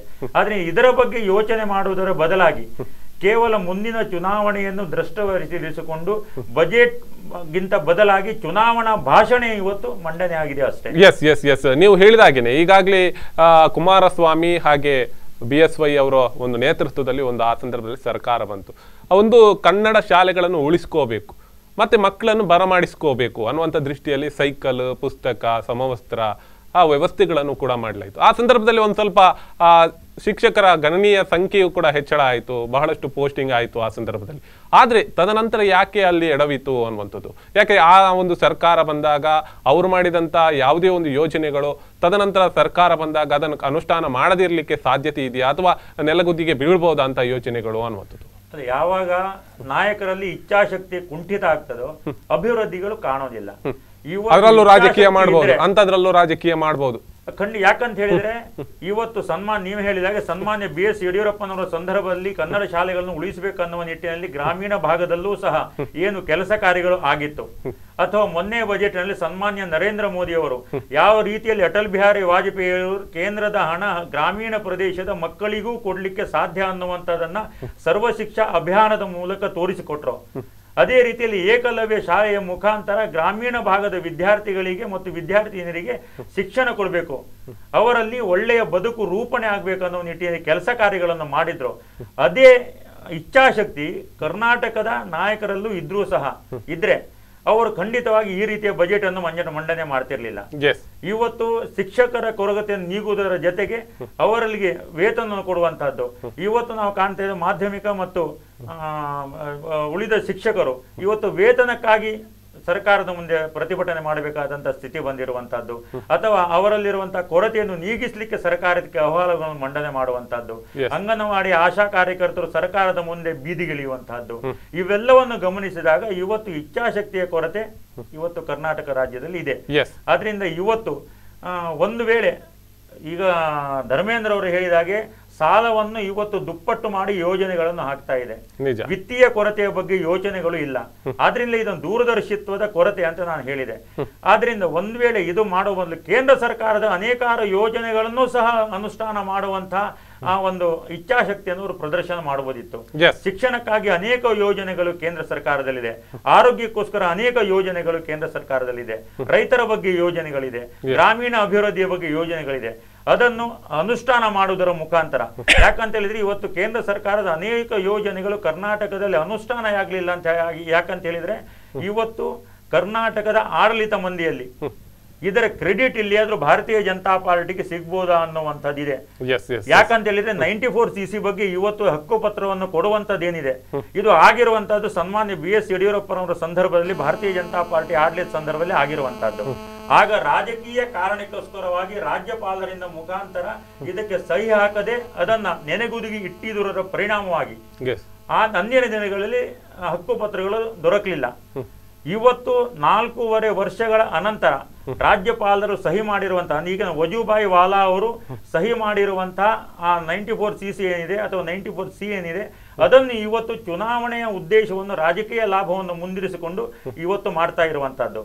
ಅದರಿಂದ ನೇರವಾಗಿ ನಾನು ಹೇಳ್ತಾ ಇರುವಂತಹದ್ದು ಇವತ್ತು ಕರ್ನಾಟಕ ಸರ್ಕಾರದ ಆಡಳಿತ ಮಾಡುವವರಲ್ಲಿ ಇವತ್ತು ಇಚ್ಛಾಶಕ್ತಿಯ ಕೊರತೆ ಇದೆ ಮತ್ತು ಜನತೆಯ ಅಭಿವೃದ್ಧಿಗಿಂತ ಜನತೆಯ ಚಿಂತನೆಗಿಂತ ರಾಜಕೀಯ ಲಾಭದ ಲೆಕ್ಕಾಚಾರಗಳು ಹೆಚ್ಚಾಗಿದೆ ಅಂತ ಹೇಳಿ ನಾನು ಹೇಳಲಿಕ್ಕೆ ಇಷ್ಟಪಡ್ತೀನಿ. ಎಸ್, ಇದ್ರ ಬಗ್ಗೆ ಧರ್ಮೇಂದ್ರ ಅವರೇ ತಾವೇನು ಹೇಳ್ತೀರಿ? ನಿಜವಾಗಿಯೂ ಒಂದು ಜನರ ಹಿತದೃಷ್ಟಿಯಿಂದ ಯಾವುದೇ ಒಂದು ಪಕ್ಷಗಳು ಹಾಗಾದ್ರೆ ವರ್ಕ್ ಮಾಡ್ತಾ ಇಲ್ವಾ?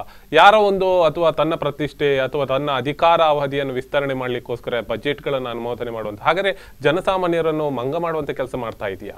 ಅಲ್ಲ, ನೀವು ಇದನ್ನ ಇನ್ನೊಂದ್ಸಲ ಹೇಳಿದ್ರೆ ಅದು ಉತ್ತಮವೇ. ಯಾಕೆಂದ್ರೆ ಇವತ್ತು ನೋಡಿ, ಈಗ ಉದಾಹರಣೆಗೆ ಸಿದ್ದರಾಮಯ್ಯನವರ ಸರ್ಕಾರ ಬಂದ ನಂತರ ಅವರು ಒಂದು ವೇಳೆ ಪ್ರಾಯಶಃ ನಾಳೆ BJP ಸರ್ಕಾರ ಬಂತಂತ ಹೇಳೋಣ, ಆವಾಗ ಏನು ಯಡಿಯೂರಪ್ಪ ಸಿದ್ದರಾಮಯ್ಯನವರ ಸರ್ಕಾರದ ಏನು ಸಮಾಜಮುಖಿ ಬಜೆಟಿನ ಕೆಲವು ಅಂಶಗಳಿರುತ್ತೆ ಅದನ್ನು ಇವರು ತಗೊಳ್ಬೇಕು. ನಿಜ ಕೇಳೋದಿದ್ರೆ ಒಬ್ಬ ನಿಜವಾಗಿ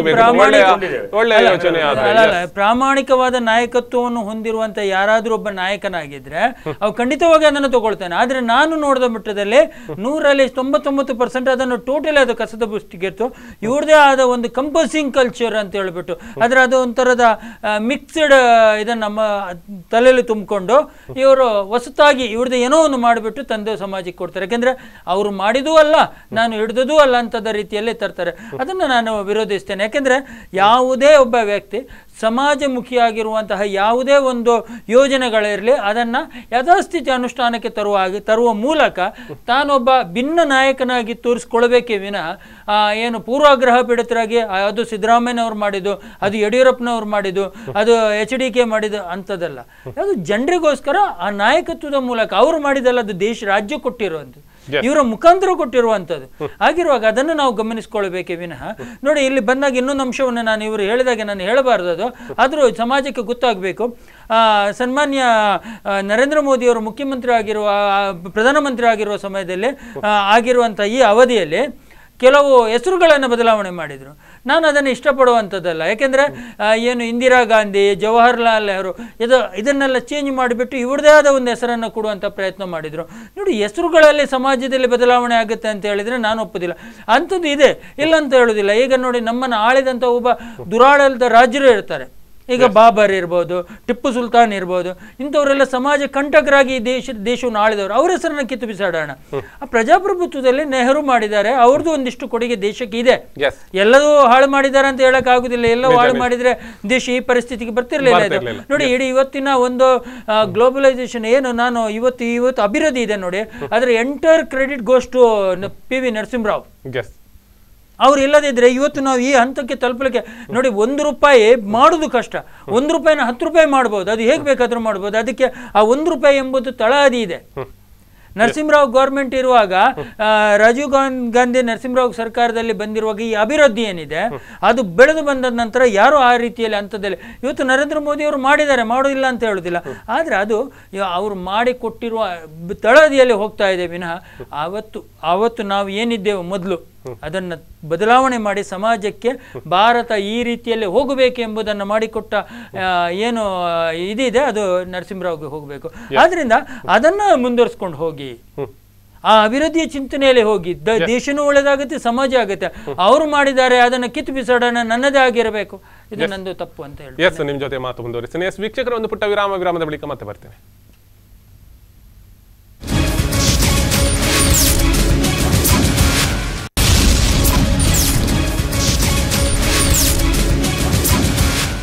ವಿರಾಮದ ಬಳಿಕ ಮತ್ತೆ ರಾಜ್ಯ ಬಜೆಟ್ ವಿಶೇಷ ಕಾರ್ಯಕ್ರಮಕ್ಕೆ ಸ್ವಾಗತ. ವೀಕ್ಷಕರು, ಈಗಾಗಲೇ ನಾವು ಬಹಳಷ್ಟು ವಿಚಾರಗಳ ಚರ್ಚೆ ಮಾಡಿದ್ವಿ. ಕನ್ನಡ ಮಾಧ್ಯಮಗಳಾಗಿರ್ಬೋದು, ಕನ್ನಡ ಮಾಧ್ಯಮಗಳಿಗೆ ಇವತ್ತು CCTV ಬಳಕೆ ಮಾಡೋದ್ರಂತ ಆಗಿರ್ಬೋದು, ಆ ಯೋಜನೆಯನ್ನು ತರುವಂಥದ್ದಾಗಿರ್ಬೋದು, ಕನ್ನಡ ಶಾಲೆಗಳನ್ನು ಉಳಿಸುವಂಥ ಅಗತ್ಯತೆ ಇದೆ. ಅದರ ಎಡೆಯಲ್ಲಿ ನಾವು ಈಗಾಗಲೇ ಒಂದು ಮಾತುಗಳನ್ನು ಮಾತಾಡಿದ್ವಿ. ಮಹಿಳೆಯರ ಆದ್ಯತೆ, ಮಹಿಳೆಯರಿಗೆ ಹೆಚ್ಚಿನ ಒಂದು ಆದ್ಯತೆಗಳನ್ನು ನೀಡುವಂಥದ್ದು. ಬಜೆಟ್ನಲ್ಲೂ ಕೂಡ CCTV ಅಳವಡಿಕೆ ಮಾಡಬೇಕು.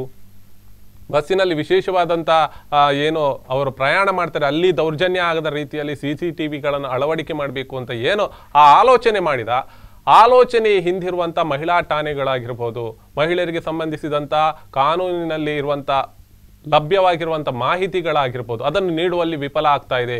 ರಾಜ್ಯ ಸರ್ಕಾರ ಇದರ ಬಗ್ಗೆ ಚಿಂತನೆ ಮಾಡ್ತಾ ಇಲ್ಲ. ಅಥವಾ ಗೃಹ ಇಲಾಖೆಯಲ್ಲಿ ಬೇಕಾದಂಥ ಸಿಬ್ಬಂದಿಗಳ ಕೊರತೆ ಏನಿದೆ ಅದನ್ನು ಹೆಚ್ಚು ಮಾಡುವಂಥ ಯೋಜನೆಗಳಲ್ಲಿ ಯಾವುದೇ ಪಾಲುದಾರಿಕೆಯನ್ನು ಮಾಡ್ತಾ ಇಲ್ಲ, ಬಜೆಟ್ನಲ್ಲಿ ಏನು ಕಾಣ್ತಾ ಇಲ್ಲ ಅನ್ನುವಂಥದ್ದು ಕೂಡ ಬಹಳಷ್ಟು ಉಲ್ಲೇಖವನ್ನು ಮಾತಾಡ್ತಿದ್ವಿ. ಮಾತು ಮುಂದುವರಿಸ್ತೀನಿ. ಈಗಾಗಲೇ ನಾವು ಹೇಳಿದ್ವಿ, ರಾಜ್ಯದಲ್ಲಿ ಹಿತವನ್ನು ಕಾಪಾಡಬೇಕಾದ್ರೆ ಗೃಹ ಇಲಾಖೆಯ ಬಹಳಷ್ಟು ದೊಡ್ಡ ಒಂದು ಪಾತ್ರ ಇದೆ. ಇವತ್ತು ಗಡಿನಾಡಿನಲ್ಲಿ, ಗಡಿ ಪ್ರದೇಶಗಳಲ್ಲಿ ಸೈನಿಕರ ಬಲ ಎಷ್ಟು ಬೇಕೋ ಅಷ್ಟೇ ನಮ್ಮ ಒಳಗಿನಿಂದ ನೆಮ್ಮದಿಯಾಗಿ ಮಾಡಬೇಕಾದ್ರೆ ಈಗಿನ ದಿನಗಳಲ್ಲಿ ಪೊಲೀಸರ ಆ ಒಂದು ಕಾರ್ಯಕ್ಷಮತೆಯನ್ನು ಕೂಡ ನಾವು ಶ್ಲಾಘಿಸಲೇಬೇಕು. ಆದರೆ ಸಿಬ್ಬಂದಿಗಳ ಕೊರತೆ ಅನ್ನುವಂಥದ್ದನ್ನು ಯಾಕೆ ಗೃಹ ಇಲಾಖೆ ಅಷ್ಟು ದೊಡ್ಡ ಒಂದು ಗಂಭೀರ ವಿಷಯ ಆಗಿ ಗಣನೆಗೆ ತಗೊಳ್ತಾ ಇಲ್ಲ ಅನ್ನುವಂಥದ್ದು? ನೋಡಿ, ಕೇಂದ್ರ ಸರ್ಕಾರದಲ್ಲಿ ಒಂದು ದಿನಕೂಲಿ ನೌಕರರಿಗೆ ಒಂದಿಷ್ಟು ದಿನ ವೇತನ ಅಂದ್ರೆ ಕನಿಷ್ಠ ವೇತನ ಅಂತ ಒಂದಿದೆ. ನನ್ನ ಮಿತ್ರರು ಇದರೊಳಗೆ ಹೋಮ್ ಗಾರ್ಡ್ ಅದರೊಳಗೆ ಕಮಾಂಡೆಂಟ್ ಆಗಿದ್ದಾರೆ, ಡಾಕ್ಟರ್ ಮುರಳಿ ಮೋಹನ್ ಚುಂತಾರು ಅಂತ. ಅವರು ಸರ್ಕಾರಕ್ಕೆ, ನನಗೆ ತಿಳಿದ ಮಟ್ಟಿಗೆ ಸರ್ಕಾರಕ್ಕೆ ಒಂದು ಸ್ವಲ್ಪ ಸಮಯಗಳ ಮುಂಚೆ ಒಂದು ಮನವಿಯನ್ನು ಕೊಟ್ಟಿದ್ರು. ಈಗಿರುವ ಸಂಬಳ ಸಾಲುವುದಿಲ್ಲ, ಅವ್ರಿಗೊಂದಿಷ್ಟು ಮಾಡಬೇಕು, ಹೆಚ್ಚು ಮಾಡಬೇಕು. ಇವತ್ತಿನ ಬಜೆಟ್ ಅಲ್ಲಿ ಆ ವಿಚಾರದ ಬಗ್ಗೆ ಯಾವುದೇ ಅಂದ್ರೆ ದಿನಕೂಲಿ ನೌಕರರ ವೇತನದ ಬಗ್ಗೆ ಯಾವುದೇ ತರದ ಪ್ರಸ್ತಾವನೆ ಇಲ್ಲ. ಇವತ್ತು ಪೊಲೀಸ್ ಇಲಾಖೆಯ ಅಷ್ಟೇ ಹೆಗಲಿಗೆ ಹೆಗಲು ಕೊಟ್ಟು ಕೆಲಸ ಮಾಡುವಂಥದ್ದು ಇದು ಹೋಮ್ ಗಾರ್ಡ್ಸ್. ಈ ಅವರ ಸಂಬಳವನ್ನ ಕಂಪೇರ್ ಮಾಡಿದ್ರೆ ಇವತ್ತಿನ ಪೊಲೀಸ್ ಇಲಾಖೆಗೆ ಮತ್ತೆ ಅದಕ್ಕಿರುವ ಸಂಬಳವನ್ನು ನೋಡಿದ್ರೆ ಏನೇನೂ ಇಲ್ಲದಿರುವಂತ ಸಮಯದಲ್ಲಿ ಅವರು ಅಷ್ಟೇ ಏನು ರಿಸ್ಕ್ ಅನ್ನ ಮೈಗೆಳ್ಕೊಂಡು ಕೆಲಸ ಮಾಡ್ತಾ ಇದ್ರೆ ಅವರ ಬಗ್ಗೆ ಸಹ ನಾವು ಪ್ರಸ್ತಾವನೆಯನ್ನು ತೆಗಿಬೇಕಾಗುತ್ತೆ. ಆದ್ರಿಂದ ನಾನು ಹೇಳುವಂಥದ್ದು ಪ್ರಾಯಶಃ ಇವತ್ತಿನ ಬಜೆಟ್ ಅನುಮೋದನೆ ಪಡೆಯುವ ಜೊತೆಗೆ ನಮ್ಮ ಮಾತಿನ ಮೂಲಕ ಆದರೂ ಅದನ್ನ ಪರಿಗಣನೆಗೆ ತೆಗೆದುಕೊಳ್ಳಿ. ಒಂದಿಷ್ಟು ಮಹಿಳಾ ಇಲಾಖೆಗಳ ಠಾಣೆಗಳಲ್ಲಿ ಮಹಿಳಾ ಇವರನ್ನ ನೇಮಕ ಮಾಡಬೇಕು. ಅದರ ಜೊತೆಯಲ್ಲಿ ಪೊಲೀಸರಿಂದಲೇ ಪೊಲೀಸ್ ಮಹಿಳೆಯರನ್ನ ರಕ್ಷಣೆ ಮಾಡುವಂತ ವ್ಯವಸ್ಥೆಗಳು ಕೂಡ ಜಾರಿಗೆ ಬರಬೇಕು. ಇದು ಅತ್ಯಂತ ಪ್ರಮುಖವಾಗಿರುವಂತದ್ದು. ನಾನು ಮೊನ್ನೆ ಚಾನೆಲ್ ಅಲ್ಲಿ ಕೂತ್ಕೊಂಡು ಬೇರೆ ಚಾನೆಲ್ ಕೂತ್ಕೊಳ್ಳುವಾಗ ಈ ಆರೋಗ್ಯದ ವಿಚಾರಗಳ ಚರ್ಚೆ ಬರುವಾಗ ಶೌಚಾಲಯ ಎಂಬ ವಿಚಾರಗಳು ಕೂಡ ಅದರೊಳಗೆ ಪ್ರಸ್ತಾವನೆ ಆಯಿತು. ಪ್ರಾಯಶಃ ಇವತ್ತಿನ ಸಿದ್ದರಾಮಯ್ಯ ಬಜೆಟ್ ಅಲ್ಲಿ ಶೌಚಾಲಯಗಳ ಬಗ್ಗೆ ಇತ್ತು. ನನಗೊಂದು ನನ್ನ ಆತ್ಮೀಯ ಮಿತ್ರರೊಬ್ಬರು ಹೇಳಿದರು, ಅವರು ಮನೆಯವರು ಪೊಲೀಸ್ ಇಲಾಖೆಯಲ್ಲಿ ಮಹಿಳಾ ಇದರೊಳಗಿರುವಾಗ ಶೌಚಾಲಯಕ್ಕೋಸ್ಕರ ಹೋದಾಗ ಅಲ್ಲಿ ಆ ಶೌಚಾಲಯಗಳ ವ್ಯವಸ್ಥೆ ನೋಡಿದರೆ ಪುರುಷರು ಮತ್ತು ಸ್ತ್ರೀಯರು ಒಂದೇ ಶೌಚಾಲಯಕ್ಕೆ ಹೋಗುವಂತ ವ್ಯವಸ್ಥೆ ಠಾಣೆಯಲ್ಲಿದೆ. ಇಂಥದ್ದೆಲ್ಲ ನೋಡುವಾಗ ಎಲ್ಲೋ ಒಂದು ಕಡೆಯಲ್ಲಿ ಸಿದ್ದರಾಮಯ್ಯನವರು ಮಹಿಳೆಯರ ಬಗ್ಗೆ ತಗೊಂಡಿರುವಂತ ಕಾಳಜಿ ಅದು ನಗಣ್ಯ ಅಂತ ನನಗೆ ಅನಿಸ್ತದೆ. ಇನ್ನು ಹೆಚ್ಚಿನ ಕಾಳಜಿಯನ್ನು ತಾಯಂದ್ರ ಬಗ್ಗೆ ಮಹಿಳೆಯರ ಬಗ್ಗೆ ತಗೊಳ್ಬೇಕು. ಯಾಕೆಂದ್ರೆ ಮಹಿಳಾ ಸಿಬ್ಬಂದಿಗಳನ್ನು ಹೆಚ್ಚುವರಿ ಮಾಡುವಂಥದ್ದಾಗಿರ್ಬೋದು, ಮತ್ತೆ ಮಹಿಳಾ ಹೋಮ್ ಗಾರ್ಡ್ಗಳಿಗೆ ಸಮಾನ ವೇತನ ಕೊಡುವಂಥದ್ದು ಇರ್ಬೋದು, ಅಥವಾ ಇಲಾಖೆಗಳಲ್ಲಿ ಮಹಿಳೆಯರ ನೇಮಕಾತಿಯ ಬಗ್ಗೆ ಹೆಚ್ಚಿನ ಕಾಳಜಿ ತಗೊಳ್ಳೋದು, ಮತ್ತೆ ದಿನಕೂಲಿ ನೌಕರರನ್ನ ಕಾಯಮಾತಿಗೊಳಿಸಬೇಕು. ಅದರ ಬಗ್ಗೆ ಕೂಡ ಪ್ರಸ್ತಾವನೆ ಇಲ್ಲ. ಕಳೆದ ಸರ್ತಿ ನೀವು ನೋಡಿರ್ಬೋದು, ಏನು ಇವರು ನನ್ಗಳು ನನ್ಗಳಲ್ಲ, ಇವರು ಯಾರು ಸಿಸ್ಟರ್ ಅಂತ ಹೇಳ್ತಾರೆ ನೋಡಿ, ಶುಶ್ರೂಷಕಿಯರು, ನರ್ಸಸ್ ಅವರ ನೇಮಕಾತಿಯ ಬಗ್ಗೆ ಸಹ ಕೂಡ ಅವರನ್ನ ಕಾಯಮಾತಿಗೊಳಿಸಬೇಕು. ಯಾಕೆಂದ್ರೆ ಅವ್ರ ಕಾಮಗಾರಿ ಬಗ್ಗೆ ಅವರು ಅನೇಕ ಮನವಿಯನ್ನು ಕೊಟ್ಟರು, ಅದರ ಬಗ್ಗೆ ಪ್ರಸ್ತಾವನೆಗಳಿಲ್ಲ. ಇಂಥದ್ದೆಲ್ಲ ಅಂಗನವಾಡಿ ಕಾರ್ಯಕರ್ತರು ಹೀಗೆ ಅನೇಕ ತಪ್ಪುಗಳ ಸರಿಮಾಲೆ ಜೊತೆಯಲ್ಲಿ ಇವತ್ತು ಬಜೆಟ್ ಮಂಡನೆ ಆಗಿದೆ. ದಯವಿಟ್ಟು ಸಿದ್ದರಾಮಯ್ಯ ಇದರ ಬಗ್ಗೆ ಗಮನ ಹರಿಸಬೇಕು. ನಾವು ಬೇಕಾದ್ರೆ ಅವರಿಗೆ ನಾವು ಮನವಿಯನ್ನು ಕಳಿಸ್ತೇವೆ, ಇಂಥದ್ದೆಲ್ಲ ಇರಬಹುದು ಅಂತ. ನಮ್ಮ ಪ್ರಜಾ ವಿಕಾಸ್ ಸೇವಾ ಟ್ರಸ್ಟಿನ ಮೂಲಕ ನಾವು ಇಂಥದನ್ನೆಲ್ಲ ಸ್ವಲ್ಪ ಪರಿಗಣನೆಗೆ ತೆಗೆದುಕೊಳ್ಳಿ. ಪ್ರಾಯಶಃ ಮುಂದಿನ ಸಮಯದಲ್ಲೂ ಕೂಡ ಕಾಂಗ್ರೆಸ್ ಸರ್ಕಾರ ಬರಬಹುದು ಅಂತ ನನ್ನ ಅನಿಸಿಕೆ. ಬಂದಾಗ ಇದನ್ನು ಪರಿಗಣಿಸಿ ಅಂತ ಹೇಳ್ಬಿಟ್ಟು ನನ್ನ ಭಾವನೆಗಳು. ಈಗಾಗಲೇ ಸತೀಶ್ ಪ್ರಭು ಅವರೇ, ಮಂಗಳೂರಿಗೆ ಬಂದರು ಅಥವಾ ಅದಕ್ಕೆ ಹಣಕಾಸನ್ನು ನೀಡಿರುವಂತಹ ಮೂಲಕ ಏನು ಮೀನುಗಾರಿಕರನ್ನು ಒಂದಷ್ಟು ಎಲ್ಲಾದರೂ ಸೆಳೆಯುವಂತ ತಂತ್ರಗಾರಿಕೆ ಅಥವಾ ನಿಜವಾಗಿ ಒಂದು ಅಗತ್ಯತೆ ಇದೆಯಾ ಆ ಒಂದು ಫಂಡ್ ಇಲ್ಲಿಗೆ ಬರುವಂಥದ್ದು? ಬೇರೆ ರೀತಿಯಲ್ಲಿ ನೀವು ಗಮನಿಸಬಹುದು, ಬಂದರನ್ನು ಬಹಳಷ್ಟು ದೊಡ್ಡ ಮಟ್ಟಿನಲ್ಲಿ ಬೆಳೆಸುವಂಥದ್ದು, ಅಗಲೀಕರಣ ಮಾಡುವಂಥದ್ದು, ಡಕ್ಕೆ ನಿರ್ಮಾಣ, ಹೂಳೆತ್ತುವ ಕೆಲಸ ತುಂಬಾ ಇದೆ, ಬೇಕಾದಷ್ಟು ಕೆಲಸಗಳಿದೆ. ಮಂಗಳೂರು ಬಂದರೆ ಮಲ್ಪೆಗೆ ಹೋಲಿಸಿದ್ರೆ ಮಂಗಳೂರಿನಲ್ಲಿ ಬಹಳಷ್ಟು ಕೆಲಸಗಳಾಗುವಂಥ ಬಾಕಿ ಇದೆ. ಅದನ್ನು ಬಿಟ್ಟು ಬೇರೆ ಯಾವುದಕ್ಕೂ ಅನುದಾನಗಳನ್ನು ತರುವಂಥದ್ದು ಅಥವಾ ಕಲ್ಲು ಹಾಕುವಂಥದ್ದು, ನೀರಿಗೆ ಕಲ್ಲು ಹಾಕೋದ್ರಲ್ಲಿ ಹಣ ಮಾಡ್ಲಿಕ್ಕೆ ಆಗುತ್ತೆ ಅನ್ನುವಂಥದ್ದೊಂದು ಮಾತಿದೆ. ಆ ಒಂದು ಪ್ರಕ್ರಿಯೆಯನ್ನು ಇಲ್ಲಿ ಮಾಡ್ಲಿಕ್ಕೆ ಆಗ್ತಾ ಇದೆಯಾ, ಹಾಗೆಯಾ ಅನ್ನುವಂಥದ್ದು? ಇವತ್ತು ಬಜೆಟ್ ಅನ್ನ ಒಂದು ದೃಷ್ಟಿಯಿಂದ ಗಮನಿಸಿದಾಗ ನೀವು ಹೇಳಿದ್ರಲ್ಲಿ ಸತ್ಯವನ್ನು ಕಾಣ್ತೀವಿ. ಎಲ್ಲಿ ನಾವು ಪರ್ಸೆಂಟೇಜ್ ಅನ್ನು ಪಡ್ಕೊಳ್ಬಹುದು, ಯಾಕಂದ್ರೆ ಸನ್ಮಾನ್ಯ ನರೇಂದ್ರ ಮೋದಿ ಅವರು ಮೊನ್ನೆ ಪರ್ಸೆಂಟೇಜ್ ಸರ್ಕಾರ ಹೇಳಿದ್ದಕ್ಕೆ ಪೂರಕವಾಗಿದ್ದುಕೊಂಡು ಇವತ್ತು ಶಾಲೆಗಳನ್ನು ಉಳಿಸುವುದಕ್ಕೆ ಬದಲಾಗಿ ಅಥವಾ ಅಲ್ಲಿ ಮೂಲಭೂತ ಸೌಕರ್ಯಗಳನ್ನ ಕಲ್ಪಿಸಿಕೊಡುವುದಕ್ಕೆ ಬದಲಾಗಿ ಸಿಸಿ ಕ್ಯಾಮರಾ ಬಗ್ಗೆ ಚಿಂತನೆಯನ್ನು ಮಾಡಿರುವಂತದ್ದು. ಇದೇ ರೀತಿಯಲ್ಲಿ ಈಗಿರುವಂತಹ ಬಂದರುಗಳು ಮತ್ತು ಅಭಿವೃದ್ಧಿ ಬಗ್ಗೆ ಯೋಚನೆಗಳನ್ನು ಮಾಡದಿರುವಂತಹದ್ದು. ನಾನು ಸಣ್ಣ ವಿಷಯವನ್ನು ಉಲ್ಲೇಖ ಮಾಡಲಿಕ್ಕೆ ಇಷ್ಟಪಡ್ತೇನೆ. ದಕ್ಷಿಣ ಕನ್ನಡ ಜಿಲ್ಲೆಯಲ್ಲಿ ಮೀನುಗಾರಿಕೆಯಲ್ಲಿ ತುಂಬಾ ಹೆಸರು ಮಾಡಲಿಕ್ಕೆ ಮತ್ತು ಅನೇಕ ಸವಲತ್ತುಗಳು ಮತ್ತೆ ಅಭಿವೃದ್ಧಿ ಮಾಡಲಿಕ್ಕೆ ಯೋಜನೆಗಳು ಇರುವಂತಹ ಪ್ರದೇಶ. ಆದರೆ ಮಂಗಳೂರಿನಲ್ಲಿ ನೀವು ಹೇಳಿದಾಗೆ ಮಂಗಳೂರಿನ 3ನೇ ಮೀನುಗಾರಿಕಾ ಅಭಿವೃದ್ಧಿ ಹಂತದ ಕಾಮಗಾರಿಗಳೇನಿದೆ, ಇವತ್ತು ಸನ್ಮಾನ್ಯ ಯಡಿಯೂರಪ್ಪನವರು ಅನುದಾನಗಳನ್ನು ನೀಡಿದ ಹೊರತಾಗಿ ಯಾವುದೇ ರೀತಿಯ ಕಾಮಗಾರಿಗಳು ಅಲ್ಲಿ ನಡೆದಿರುವಂತದ್ದು. ಅಲ್ಲಿ ಬೇಕಾದ ಮೂಲಭೂತ ಸೌಕರ್ಯಗಳು, ರೋಡ್ ಅಪ್ರೋಚ್ಗಳು ಇರಬಹುದು ಅಥವಾ ಅದನ್ನು ಅಲ್ಲಿ ಇರುವಂತಹ ಮೂಲ ಸೌಕರ್ಯಗಳನ್ನು ಎಲ್ಲವನ್ನು ಕಲ್ಪಿಸಿಕೊಡುತ್ತೆ. 1200ಕ್ಕೂ ಹೆಚ್ಚಿನ ಯಾಂತ್ರೀಕೃತ ಬೋಟ್ಗಳನ್ನು ನಿಲ್ಲಿಸಲಿಕ್ಕೆ ಅವಕಾಶಗಳಿದೆ. 1500ಕ್ಕೂ ಉಳಿದ ಬೋಟ್ಗಳನ್ನು ಅಲ್ಲಿ ವ್ಯವಸ್ಥೆ ಮಾಡಲಿಕ್ಕೆ ಸಾಧ್ಯ ಇದೆ. ಇವೆಲ್ಲದರ ಬಗ್ಗೆ ಯಾವುದೇ ರೀತಿಯ ಯೋಚನೆಗಳು ಇವತ್ತಾಗಲಿಲ್ಲ. ಅದೇ ರೀತಿಯಲ್ಲಿ ಯಡಿಯೂರಪ್ಪನವರ ಸಂದರ್ಭದಲ್ಲಿ ಕೇವಲ ಮಂಗಳೂರು ಮಾತ್ರ ಅಲ್ಲ, ಅದರ ಜೊತೆಯಲ್ಲಿ ಮಲ್ಪೆಯಲ್ಲಿ ಇರಬಹುದು, ಕೊಡಿಯೇರಿಯಲ್ಲಿ ಇರಬಹುದು, ಮರವಂತಿಯಲ್ಲಿ ಇರಬಹುದು, ಈ ರೀತಿ ಅನೇಕ ಬಂದರುಗಳ ಬಗ್ಗೆ ನಿರ್ವಹಣೆ ಬಗ್ಗೆ ಏನೊಂದು ಯೋಚನೆಗಳೇ ಆಗಿತ್ತು, ಹಣ ಜೋಡಣೆ ಆಗಿತ್ತು, ಅದರ ಬಗ್ಗೆ ಇವತ್ತು ಕೆಲಸ ಕಾರ್ಯಗಳು ಯಾವುದೇ ಆಗಲಿಲ್ಲ. ಮೊನ್ನೆ ನಾನು ಹೇಳ್ತಾ ಇರುವಂತಹ ಸನ್ಮಾನ್ಯ ಪ್ರಮೋದ್ ಮಧ್ವರಾಜರು ಒಂದು ಹೇಳಿಕೆಯನ್ನು ಕೊಟ್ಟರು, ಭಾರತೀಯ ಜನತಾ ಪಾರ್ಟಿಗೆ ಚುನಾವಣೆ ಸಂದರ್ಭ ಬಂದಾಗ ಮೀನುಗಾರರ ನೆನಪು ಬರ್ತದೆ ಅಂತೇಳಿ. ಆದರೆ ಒಂದು ಮೀನುಗಾರಿಕಾ ಸಚಿವರಾದ ನಂತರ ಮಲ್ಪೆ ಬಂದರನ್ನು ಹೊರತುಪಡಿಸಿ ಯಾವುದೇ ಬಂದರಿಗೆ, ಮಂಗಳೂರು ಬಂದರಿಗೂ ಸಹಿತ ಯಾವುದೇ ಬಂದರಿಗೆ ಒಂದೇ ಒಂದು ಭೇಟಿಯನ್ನ ಕೊಡದಿರುವ ಒಂದು ಸಚಿವರಿದ್ರೆ ಪ್ರಮೋದ್ ಮಧ್ವರಾಜ್ ಅವರು. ಮೀನುಗಾರರ ಬಗ್ಗೆ ಯೋಚನೆಯನ್ನು ಮಾಡಲಿಲ್ಲ. ಅದಕ್ಕೆ ವ್ಯತಿರಿಕ್ತವಾಗಿ ಸನ್ಮಾನ್ಯ ಯಡಿಯೂರಪ್ಪರ ಸಂದರ್ಭದಲ್ಲಿ ಇವತ್ತು ಮೀನುಗಾರರಿಗೆ ಸಾಲ ಮನ್ನಾ ಮಾಡಿರುವಂತಹ ಸರ್ಕಾರ ಇದ್ರೆ ಯಡಿಯೂರಪ್ಪನವರ ಸರ್ಕಾರ. ಯಾವ ರೀತಿ ರೈತರಿಗೆ ಸಾಲ ಮನ್ನಾವನ್ನು ಯಡಿಯೂರಪ್ಪನವರು ಮಾಡಿದ್ರು, ಅದೇ ರೀತಿಯಲ್ಲಿ ಮೀನುಗಾರ ಕೋಆಪರೇಟಿವ್ ಸೊಸೈಟಿಗಳಲ್ಲಿ 25,000ವರೆಗೆ ಸಾಲ ಮನ್ನಾ ಮಾಡಿದರ ಪರಿಣಾಮ ಇವತ್ತು KFDCಗೆ ದೊಡ್ಡ ಪ್ರಮಾಣದ ಲಾಭ ಆಗಿದೆ. ಮಾತ್ರ ಅಲ್ಲ, ಮಹಾಲಕ್ಷ್ಮಿ ಕೋಆಪರೇಟಿವ್ ಬ್ಯಾಂಕ್ ಅಂತ ಬ್ಯಾಂಕ್ಗಳು ಸಹ ಇವತ್ತು ಆರ್ಥಿಕವಾಗಿ ಸಫಲ ಮಾಡಲಿಕ್ಕೆ ಕಾರಣವಂತಹದ್ದು ಆ ಮೀನುಗಾರರಿಗೆ ಮಾಡಿರುವಂತಹ ಸಾಲ ಮನ್ನಾ. ಈ ರೀತಿಯಲ್ಲಿ ಮೀನುಗಾರರಿಗೆ 10 ಹಲವು ಯೋಜನೆಗಳನ್ನು ಮಾಡಿರುವಂತಹದ್ದು ಸನ್ಮಾನ್ಯ ಯಡಿಯೂರಪ್ಪನವರು. ಇದರ ಬಗ್ಗೆ ಮೀನುಗಾರರ ಬಗ್ಗೆ ಯಾವುದೇ ಉಲ್ಲೇಖವನ್ನು ಕಳೆದ 4 ಅವಧಿಗಳಲ್ಲಿ ಮಾಡಲಿಲ್ಲ. ಈ ಅವಧಿಯಲ್ಲಿ ಅಂದ್ರೆ ಈ ಬಜೆಟ್ನಲ್ಲಿ ಆ ಚುನಾವಣಾ ಬಜೆಟ್ ಎನ್ನುವ ಪ್ರಣಾಳಿಕೆ ಇದರಲ್ಲಿ ಯಾವುದು ಚುನಾವಣಾ ಬಜೆಟ್ ಅನ್ನುವ ಇದರಲ್ಲಿ ಭಾಷಣದಲ್ಲಿ ಇವತ್ತು ಸಿದ್ದರಾಮಯ್ಯನವರು ಮೀನುಗಾರರ ಬಗ್ಗೆ ಕೂಡ ಉಲ್ಲೇಖವನ್ನು ಮಾಡಿದ್ದಾರೆ. ಯಾಕಂದ್ರೆ 4 ವರ್ಷಗಳಲ್ಲಿ ಯಾವುದೇ ರೀತಿಯ ಅನುದಾನಗಳನ್ನು ನೀಡಲಿಲ್ಲ, 4 ವರ್ಷದಲ್ಲಿ ಯಾವುದೇ ವ್ಯವಸ್ಥೆಗಳನ್ನು ಮಾಡಲಿಲ್ಲ. ವ್ಯತಿರಿಕ್ತವಾಗಿ ಸನ್ಮಾನ್ಯ ನರೇಂದ್ರ ಮೋದಿಯವರು ಮೊನ್ನೆ ಬಜೆಟ್ನಲ್ಲಿ 10,000 ಕೋಟಿಯಷ್ಟು ಮೀನುಗಾರರಿಗೆ ವ್ಯವಸ್ಥೆಯನ್ನು ಮಾಡಿರುವಂತಹದ್ದು.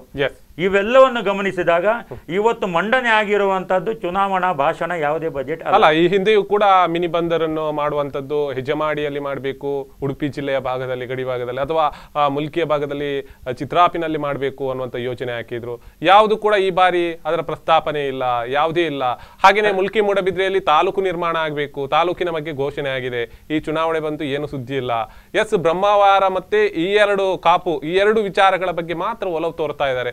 ಯಾಕೆ ಇಂಥ ಒಂದು ವ್ಯವಸ್ಥೆಗಳು ಅಂತ? ಹಾಗಾದ್ರೆ ನಾನು ಅದನ್ನು ಹೇಳ್ತಾ ಇರೋದು, ಅನೇಕ ಬಂದರುಗಳು ಈ ಹಿಂದಿಯ ಬಗ್ಗೆ ಯೋಚನೆಗಳು ಆಗಿತ್ತು, ಅದರ ಬಗ್ಗೆ ಚಕಾರ ಉಲ್ಲೇಖವನ್ನು ಮಾಡಲಿಲ್ಲ. ಮಾತ್ರ ಅಲ್ಲ, ಹಿಂದಿನ ಸರ್ಕಾರಗಳು ಏನು ಹಣವನ್ನು ಜೋಡಣೆ ಮಾಡಿತ್ತು, ಇವತ್ತು 3ನೇ ಹಂತದ ಆ ಮೀನುಗಾರಿಕಾ ಬಂದರು ಏನಿದೆ ಮಂಗಳೂರಿನಲ್ಲಿ, ಇದರ ಬಗ್ಗೆ ಹಣವನ್ನು ಕೊಟ್ಟಿರುವಂತಹದ್ದು ಯಡಿಯೂರಪ್ಪನವರ ಸರ್ಕಾರ ಆದ್ರೂ ಸಹ ಇವತ್ತಿನ ಬಗ್ಗೆ ಅಲ್ಲಿ ಕಾಮಗಾರಿಗಳು ನಡೀತಾ ಇಲ್ಲ. ಅದನ್ನು ಮುಂದುವರಿಸಿಕೊಂಡು ಹೋಗುವಂತ ಇಚ್ಛಾಶಕ್ತಿ ಇವತ್ತು ಮೀನುಗಾರಿಕಾ ಸಚಿವರಲ್ಲಿ ಇಲ್ಲ. ಇವತ್ತು ಕುಳಾಯಲ್ಲಿ ಸಹ ಇಲ್ಲಿಯ ಜನರ ಭೋಜನದ ಬೇಡಿಕೆ ಏನಿದೆ, ಇದರಲ್ಲಿ ಜೆಟ್ಟಿ ನಿರ್ಮಾಣ ಮಾಡುವಂತಹದ್ದು ಕೇಂದ್ರ ಸರ್ಕಾರ ಇವತ್ತು 95% ಕೇಂದ್ರ ಸರ್ಕಾರ ಅಂದ್ರೆ NMPT ಅಥವಾ ಬೇರೆ ಬೇರೆ ಮೂಲಗಳಿಂದ 95% ಕೇಂದ್ರ ಸರ್ಕಾರ ಭರಿಸಿದ್ರೆ 5% ಮಾತ್ರ ರಾಜ್ಯ ಸರ್ಕಾರ ಅಲ್ಲಿಯ ಸ್ಥಳವನ್ನ ನಿವೇಶನವನ್ನು ಕೊಡುವಕ್ಕೆ ಭರಿಸುವಂತಹದ್ದು. ಇದನ್ನು ಮಾಡುವಲ್ಲೂ ಸಹ ಇಚ್ಛಾಶಕ್ತಿಯ ಕೊರತೆಯನ್ನು ನಾವಿವತ್ತು ಕಾಣ್ತಾ ಇದ್ದೀವಿ. ಈ ರೀತಿಯಲ್ಲಿ ಪ್ರತಿಯೊಂದು ವರ್ಗಕ್ಕೂ ಕೂಡ ನ್ಯಾಯವನ್ನ ದೊರಕಿಸಿಕೊಡುವಂತಹ ಬದ್ಧತೆಯನ್ನು ಈ ಚುನಾವಣೆ ಬಜೆಟ್ ನಲ್ಲಿ ಅವರು ಮಾಡಲಿಲ್ಲ. ಯಾವುದೇ ರೀತಿಯ ಉಲ್ಲೇಖಗಳು ಇಲ್ಲ. ಮತ್ತು ಏನು ಉಲ್ಲೇಖವನ್ನು ಮಾಡಿದ್ದಾರೆ, ಏನು ಕೊರತೆಯ ಬಜೆಟ್ ಅನ್ನು ಅವರು ಮಂಡನೆ ಮಾಡಿದ್ದಾರೆ, ಇದು ಕೇವಲ ಜನತೆಯ ಕಣ್ಣಿಗೆ ಮಣ್ಣೆರಚುವಂತಹ ತಂತ್ರ ಅಂತಷ್ಟೇ ಮಾತ್ರ ಹೇಳಿ. ಈಗಾಗಲೇ ಬಹಳಷ್ಟು ಉದ್ಯೋಗದಲ್ಲಿ ರಾಜ್ಯ ಪ್ರಥಮ ಬಾರಿಗೆ ಇದೆ. ಮತ್ತೆ ಅಥವಾ ಹೂಡಿಕೆಗಾರರಿಗೂ ಕೂಡ ರಾಜ್ಯ ಪ್ರಥಮದ ಸ್ಟೇಜ್ ಅಲ್ಲಿ ಇದೆ ಅನ್ನುವಂಥದ್ದು, ಪ್ರಥಮ ಸ್ಥಾನದಲ್ಲಿ ಇದೆ ಅನ್ನುವಂಥದ್ದು. ಇದೆಲ್ಲ ನಂಬುವಂಥದ್ದ? ಯಾಕಂದ್ರೆ ಈಗಿನ ಯುವ ಜನತೆಗೆ ಉದ್ಯೋಗದ ಅವಕಾಶ ಬಹಳಷ್ಟು ಕಡಿಮೆ ಆಗ್ತಾ ಇದೆ. ಡಿಜಿಟಲ್ ಆದ ನಂತರ ಬಹಳಷ್ಟು ಜನರ ಕೆಲಸವೇ ಬೇಡ ಅಂತ ಅನಿಸ್ತಿದೆ. ಯಾಕಂದ್ರೆ ಆ ವಸ್ತುಗಳು ಅಥವಾ ತಂತ್ರಗಾರಿಕೆ, ಆ ತಂತ್ರಜ್ಞಾನಗಳು ಮಾಡ್ತಾ ಇದೆ. ಎಲ್ಲೂ ಕೂಡ ಒಂದು ವ್ಯಕ್ತಿಯ ಅಗತ್ಯತೆ ಕಡಿಮೆ ಆಗ್ತಿದೆ. ಇಂಥ ಸಂದರ್ಭದಲ್ಲಿ ಸ್ವಾವಲಂಬಿಯಾಗಿ ಜೀವನ ಮಾಡಬೇಕು, ಸ್ವ ಉದ್ಯೋಗವನ್ನು ಮಾಡಬೇಕು. ಎಲ್ಲೂ ಸಾಲ ಮಾಡುವಂಥದ್ದು ಬ್ಯಾಂಕ್ಗಳಲ್ಲಿ ಅಷ್ಟು ಷರತ್ತುಬದ್ಧವಾದಂಥ ಸಾಲಗಳು ಯುವಕರಿಗೆ ಈಗ ದಿಕ್ಕಾಪಾಲಾಗಿದ್ದಾರೆ ಅಂತ ಹೇಳಿದ್ರೆ ತಪ್ಪಾಗಲಾರದು. ಹೇಗೆ ಇದು ಮುಂದಿನ ದಿನಗಳಲ್ಲಿ ಹೇಗೆ ಮುಂದುವರಿಬಹುದು? ಇದರ ಬಗ್ಗೆ ಯಾವುದೇ ಬಜೆಟ್ ಅಲ್ಲಿ ಅನುಮೋದನೆಗಳು ಅಥವಾ ಆ ಥಿಂಕ್ ಇಲ್ಲ. ಯುವ ಜನತೆಯ ಬಗ್ಗೆ ಮಾತಾಡ್ತಾರೆ, ಭಾಷಣ ಬಿಗಿತಾರೆ, ಯಾಕೆ ಇಂಥ ಒಂದು ನಿರ್ಣಯ ಮಾಡಲ್ಲ ಅನ್ನುವಂಥದ್ದು ನೋಡಿ. ಇದರೊಳಗೆ ಈ ಬಜೆಟ್ ಈಗ ನೀವೇನು ಪ್ರಸ್ತಾವ ತೆಗೆದ್ರಿ, ಇದು ಕೇವಲ ರಾಜ್ಯಕ್ಕೆ ಮಾತ್ರ ಸೀಮಿತ ಅಲ್ಲ, ಇದರ ಕೊಡುಗೆ ಕೇಂದ್ರಕ್ಕೂ ಕೂಡ ಇದೆ. ಯುವಜನತೆ ಅಂದ ಕೂಡಲೇ ಅದನ್ನು ಕೇವಲ ರಾಜ್ಯ ಸರ್ಕಾರಕ್ಕೆ ಮಾತ್ರ ಬೊಟ್ಟು ಮಾಡಿದ್ರೆ ಸಾಲುವುದಿಲ್ಲ. ಕೇಂದ್ರ ಕೂಡ ತನ್ನ ಜವಾಬ್ದಾರಿನ ಈ ಬಗ್ಗೆ ಹೊರಬೇಕಾಗತ್ತೆ. ಯಾವತ್ತು ನಗದಿನ ಹಣದ ಅಮೌಲ್ಯೀಕರಣ ಆಯಿತು ಅಥವಾ ಏನು ಬೇರೆ ಬೇರೆ ವಿಚಾರಗಳಲ್ಲಿ ಕೇಂದ್ರ ಸರ್ಕಾರ ತೆಗೆದುಕೊಂಡ ನಿರ್ಧಾರಗಳು, ಅದರ ಜೊತೆಯಲ್ಲಿ ರಾಜ್ಯ ಸರ್ಕಾರ ಕೂಡ ಏನು ₹1 ಅಕ್ಕಿ ಮತ್ತು ಫ್ರೀ ಇಂಥದ್ದೆಲ್ಲ ಮಾಡಿಕೊಂಡು ಇಡೀ ಯುವ ಜನತೆ ಹಾದಿಯನ್ನು ತಪ್ಪಿಸುವಂಥ ಪ್ರಯತ್ನ ಮಾಡಿದೆ. ಇವತ್ತು ನೀವು ಅನಿಸ್ಕೋಬಹುದು, ರಾಜ್ಯದಲ್ಲೇ ಪ್ರಥಮ ಸ್ಥಾನದಲ್ಲಿ ಕೈಗಾರಿಕೀಕರಣದಲ್ಲಿ ಇದ್ರೂ ಕೂಡ ಎಲ್ಲೋ ಒಂದು ಕಡೆಯಲ್ಲಿ ಕನ್ನಡದವರಿಗೇನೆ ಉದ್ಯೋಗ ಕೊಡೋದ್ರೊಳಗೆ ಕರ್ನಾಟಕ ಸರ್ಕಾರ ತಪ್ಪಿದೆ ಅಂತ ಹೇಳ್ಬಿಟ್ಟು ಹಾಕ್ತಾ ಇದೆ. ಆದ್ರಿಂದ ನಾವು ಅವತ್ತಿಂದ ಹೇಳ್ತಾ ಕೊಂಡು ಬಂದಿದ್ದೀವಿ, ಬಂದಿದ್ದೇವೆ. ಪ್ರಪ್ರಥಮವಾಗಿ ಕರ್ನಾಟಕದವರಿಗೆ ಯಾರು ಭೂಮಿಯನ್ನು ಕೊಟ್ಟಿದ್ದಾರೆ ಅಂತ ಅದು ಕರ್ನಾಟಕದವರೇ ಕೊಟ್ಟಿರೋದು, ಯಾವುದೇ ಆಂಧ್ರದ ಭೂಮಿ ಅಲ್ಲ ಅಥವಾ ತಮಿಳುನಾಡಿನ ಭೂಮಿ ಅಲ್ಲ. ಕರ್ನಾಟಕದ ಭೂಮಿಯನ್ನು ಕೊಂಡು ಆಂಧ್ರದ ಇಂಡಸ್ಟ್ರಿ ಓಪನ್ ಮಾಡಿದ್ರೆ 80% ಕರ್ನಾಟಕದವರಿಗೆ ಕೊಡಬೇಕು ಎಂಬ ಒಂದು ಪ್ರಸ್ತಾವನೆ ಇಟ್ಕೊಂಡಿದ್ದೇವೆ. ಆದ್ರೆ ಎಲ್ಲ ಒಂದು ಕಡೆ ಸರ್ಕಾರ ಇದರೊಳಗೆ ಕೊಳ್ಳುಬಾಕತನದಿಂದ ಅಂದ್ರೆ ಕೊಟ್ಟು ತಗೊಳ್ಳುವ ಒಡಂಬಡಿಕೆಯಿಂದಾಗಿ ಎಲ್ಲ ಒಂದು ಕಡೆಯಲ್ಲಿ ಅನ್ಯಾಯ ಕರ್ನಾಟಕದ ಜನರಿಗೆ ಆಗಿದೆ. ಯುವ ಜನತೆ ಹಾದಿ ತಪ್ತಾ ಇದ್ದಾರೆ. ಅದನ್ನು ಕೂಡ ಇಲ್ಲಿ ಗಣನೆಗೆ ತೆಗೆದಿಲ್ಲ. ಕೇವಲ ಒಂದು ವರ್ಗ. ನಾನು ಅದಕ್ಕೆ ಹೇಳುವಂಥದ್ದು ನೋಡಿ, ನಮ್ಮ ದೇಶದ ಬೆನ್ನೆಲುಬು ರೈತ. ಜನರಿಗೆ ಇವತ್ತು ಕೃಷಿ ಕಡೆ ಒಲವನ್ನು ತೋರಿಸುವಂಥದ್ದು, ಕೃಷಿ ಕಡೆ ಜನರನ್ನು ಆಕರ್ಷಿಸಿಕೊಡುವಂಥದ್ದು ಅಂತಹ ಯೋಜನೆಗಳು ಬರಬೇಕು. ಅದು ಬಾರದೇ ಇರುವುದರಿಂದ ಕೇವಲ ಕೈಗಾರಿಕೆಯನ್ನೇ ಮೂಲ ಆಧಾರವಾಗಿ ಕೊಟ್ಕೊಂಡ್ರೆ ಮುಂದಿನ ದಿನಗಳಲ್ಲಿ ನಾವು ತುಂಬಾ ಕಷ್ಟದ ಹಾದಿಯನ್ನು ಅನುಭವಿಸಬಹುದು. ಯಾಕೆಂದ್ರೆ ನಾವು ಇವತ್ತು ನಾನು ಆವಾಗ ನಿಮಗೆ ಪ್ರಸ್ತಾವನೆಯನ್ನು ತೆಗೆದಿದ್ದೆ, ನೀರಾವರಿ ವಿಚಾರಗಳಲ್ಲಿ ಪ್ರಸ್ತಾವನೆ ಇಲ್ಲ. ಇವತ್ತು ಕಾವೇರಿಯ ತೀರ್ಪು ಬರುವಂಥದ್ದು, ಮುಂದಿನ ದಿನಗಳಲ್ಲಿ ಕಾವೇರಿಯ ಬಗ್ಗೆ ಏನು ಮಾಡಬೇಕು ಅದರ ಬಗ್ಗೆ ಪ್ರಸ್ತಾವನೆಗಳಿಲ್ಲ. ಮತ್ತೆ ಕೃಷಿಯ ಬಗ್ಗೆ ಇಲ್ಲ, ಬೀಜ ಒಳ ರಸಗೊಬ್ಬರ ಇದರ ಬಗ್ಗೆ ಪ್ರಸ್ತಾವನೆಗಳಿಲ್ಲ. ಹಾಗೆ ಈ ಮಳೆಗಾಲದ ಕೊರತೆ ಬಂದಾಗ ಏನು ಮಾಡಬೇಕು ಅದರ ಬಗ್ಗೆ ಪ್ರಸ್ತಾವನೆಗಳಿಲ್ಲ. ಯಾವುದೇ ತರದ ಇಲ್ಲದೆ ಒಂಥರದ ಇದು 3 ತಿಂಗಳಿಗೆ ಬೇಕಾದಂತ ಬಜೆಟ್. ಖಂಡಿತ ನಾನು 3 ತಿಂಗಳ ಅವಧಿಯನ್ನು ಪೂರ್ಣಗೊಳಿಸಲಿಕ್ಕೆ ಒಂದು ಬಜೆಟ್. ಈಗ ಚುನಾವಣೆ ಬಂದ ನಂತರ ಯಾರಾದ್ರೂ ಗೆದ್ರೆ ಒಂದು ವೇಳೆ ಪ್ರಾಯಶಃ ಕಾಂಗ್ರೆಸ್ ಬಂದ್ರೆ ಅದಕ್ಕೊಂದಿಷ್ಟು ಬದಲಾವಣೆಗಳನ್ನು ಮಾಡಿಕೊಂಡು ಅದು ಏನೋ ಒಂದು ಸಮಾಜದ ಮುಂದೆ ತಂದು ಬಿಟ್ಟು ಇನ್ನೊಂದ್ಸಲ ಅದು ಮಾಡ್ಲೇಬೇಕು, ಅಗತ್ಯ ಕೂಡ. ಚುನಾವಣೆ ಬಂದ ನಂತರ ಈ ಬಜೆಟ್ ಅನ್ನ ತಿರುಗಿ ಮತ್ತೊಮ್ಮೆ ಪ್ರಸ್ತಾವನೆಯನ್ನ ಮಾಡಿ ಅದರ ಬಗ್ಗೆ ನಯ ಸರ್ಕಾರದ ಜೊತೆಯಲ್ಲಿ ಅನುಮೋದನೆಯನ್ನು ಪಡೆಯಬೇಕು.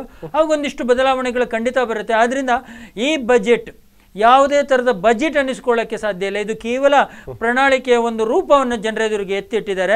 ಆದ್ರಿಂದ ನನ್ನ ಅನಿಸಿಕೆ ಪ್ರಕಾರ ಇದರ ಬಗ್ಗೆ ಚರ್ಚೆ ಮಾಡೋದು, ಬಜೆಟ್ ಅಂತ ಚರ್ಚೆ ಮಾಡೋದು ನನ್ನ ಲೆಕ್ಕದಲ್ಲಿ ಅದು ವೇಸ್ಟ್.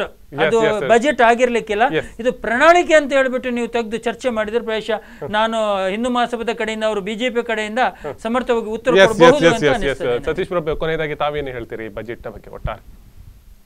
ಇವತ್ತು ಬಜೆಟ್ ಹೆಸರಿನ ಏನು ಚುನಾವಣಾ ಭಾಷಣವನ್ನು ಇವತ್ತು ಸಿದ್ದರಾಮಯ್ಯನವರು ಮಂಡನೆ ಮಾಡಿದ್ದಾರೆ. ನಾನು ಈಗಾಗಲೇ ಹೇಳಿದ ಬದ್ಧತೆ ಇಲ್ಲದ ದೂರದರ್ಶಿತ್ವ ಇಲ್ಲಿರುವಂತಹ ಜನತೆಯ ಕಣ್ಣಿಗೆ ಮಣ್ಣಿರಚುವಂಥ ಬಜೆಟ್. ಯಾಕಂತ ಹೇಳಿದರೆ 4 ವರ್ಷಗಳಲ್ಲಿ ಏನು ಯೋಚನೆ ಮಾಡಲಿಲ್ವೋ ಅದನ್ನು ಇವತ್ತು ಮಂಡನೆ ಮಾಡಿದ್ದೀವಿ ನಾವು.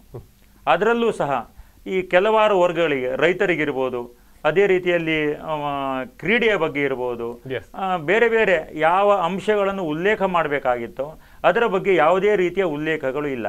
ಮತ್ತು ಜನತೆಯ ಮುಂದೆ ಯಾವುದೇ ರೀತಿಯ ನಿರ್ದಿಷ್ಟ ಯೋಜನೆಗಳನ್ನು ಇವತ್ತು ಮಂಡನೆ ಮಾಡಲಿಲ್ಲ.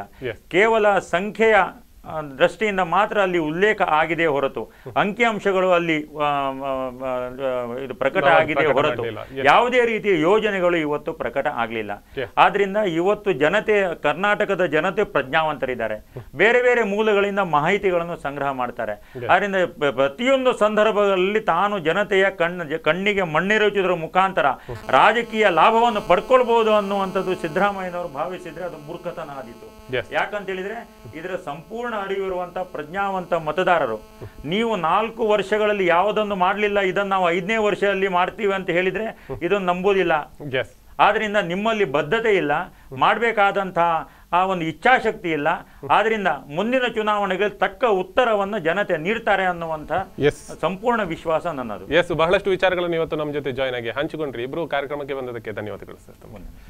ವೀಕ್ಷಕರೇ, ಬಹಳಷ್ಟು ವಿಚಾರಗಳನ್ನು ಇವತ್ತು ಬಜೆಟ್ ನಲ್ಲಿ ಆಗಿರುವಂತಹ ನಿರ್ಣಯಗಳಾಗಿರುವ ಮುಂದಿನ ದಿನಗಳಲ್ಲಿ ಯಾವ ರೀತಿಯಲ್ಲಿ ಅನುಮೋದನೆ ಆಗತ್ತೆ ಅಥವಾ ಅನುಮೋದನೆಯಲ್ಲಿ ಬದಲಾವಣೆ ಆಗತ್ತೆ ಅಥವಾ ಮುಂದಿನ ಸರ್ಕಾರ ಬಂದಾಗ ಯಾವ ನಿಲುವುಗಳನ್ನು ತೆಗೆದುಕೊಳ್ಬಹುದು, ಯಾವುದೆಲ್ಲ ಅಂಶಗಳು ಈ ಬಾರಿ ಬಜೆಟ್ನಲ್ಲಿ ಯಾವುದೇ ಕಾಣಲಿಲ್ಲ, ಗಮನಕ್ಕೆ ಬರಲಿಲ್ಲ, ಅಷ್ಟು 3 ತಿಂಗಳ ಬಜೆಟ್ನಂತೆ ಕಾಣ್ತಾ ಇದೆ. ಇದೆಲ್ಲ ಒಟ್ಟಾರೆ ಇವತ್ತಿನ ಚರ್ಚೆಯಲ್ಲಿ ಬಹಳಷ್ಟು ಪ್ರಮುಖ ಅಂಶಗಳಾಗಿ ಚರ್ಚೆ ಆಯಿತು. ನಾಳೆ ಇದೇ ಸಮಯಕ್ಕೆ ಭೇಟಿ ಆಗ್ತೀನಿ. ಸುದ್ದಿ, ಮಾಹಿತಿ, ಮನೋರಂಜನೆ ನೋಡ್ತಾ ಇರಿ ಸ್ಪಂದನ.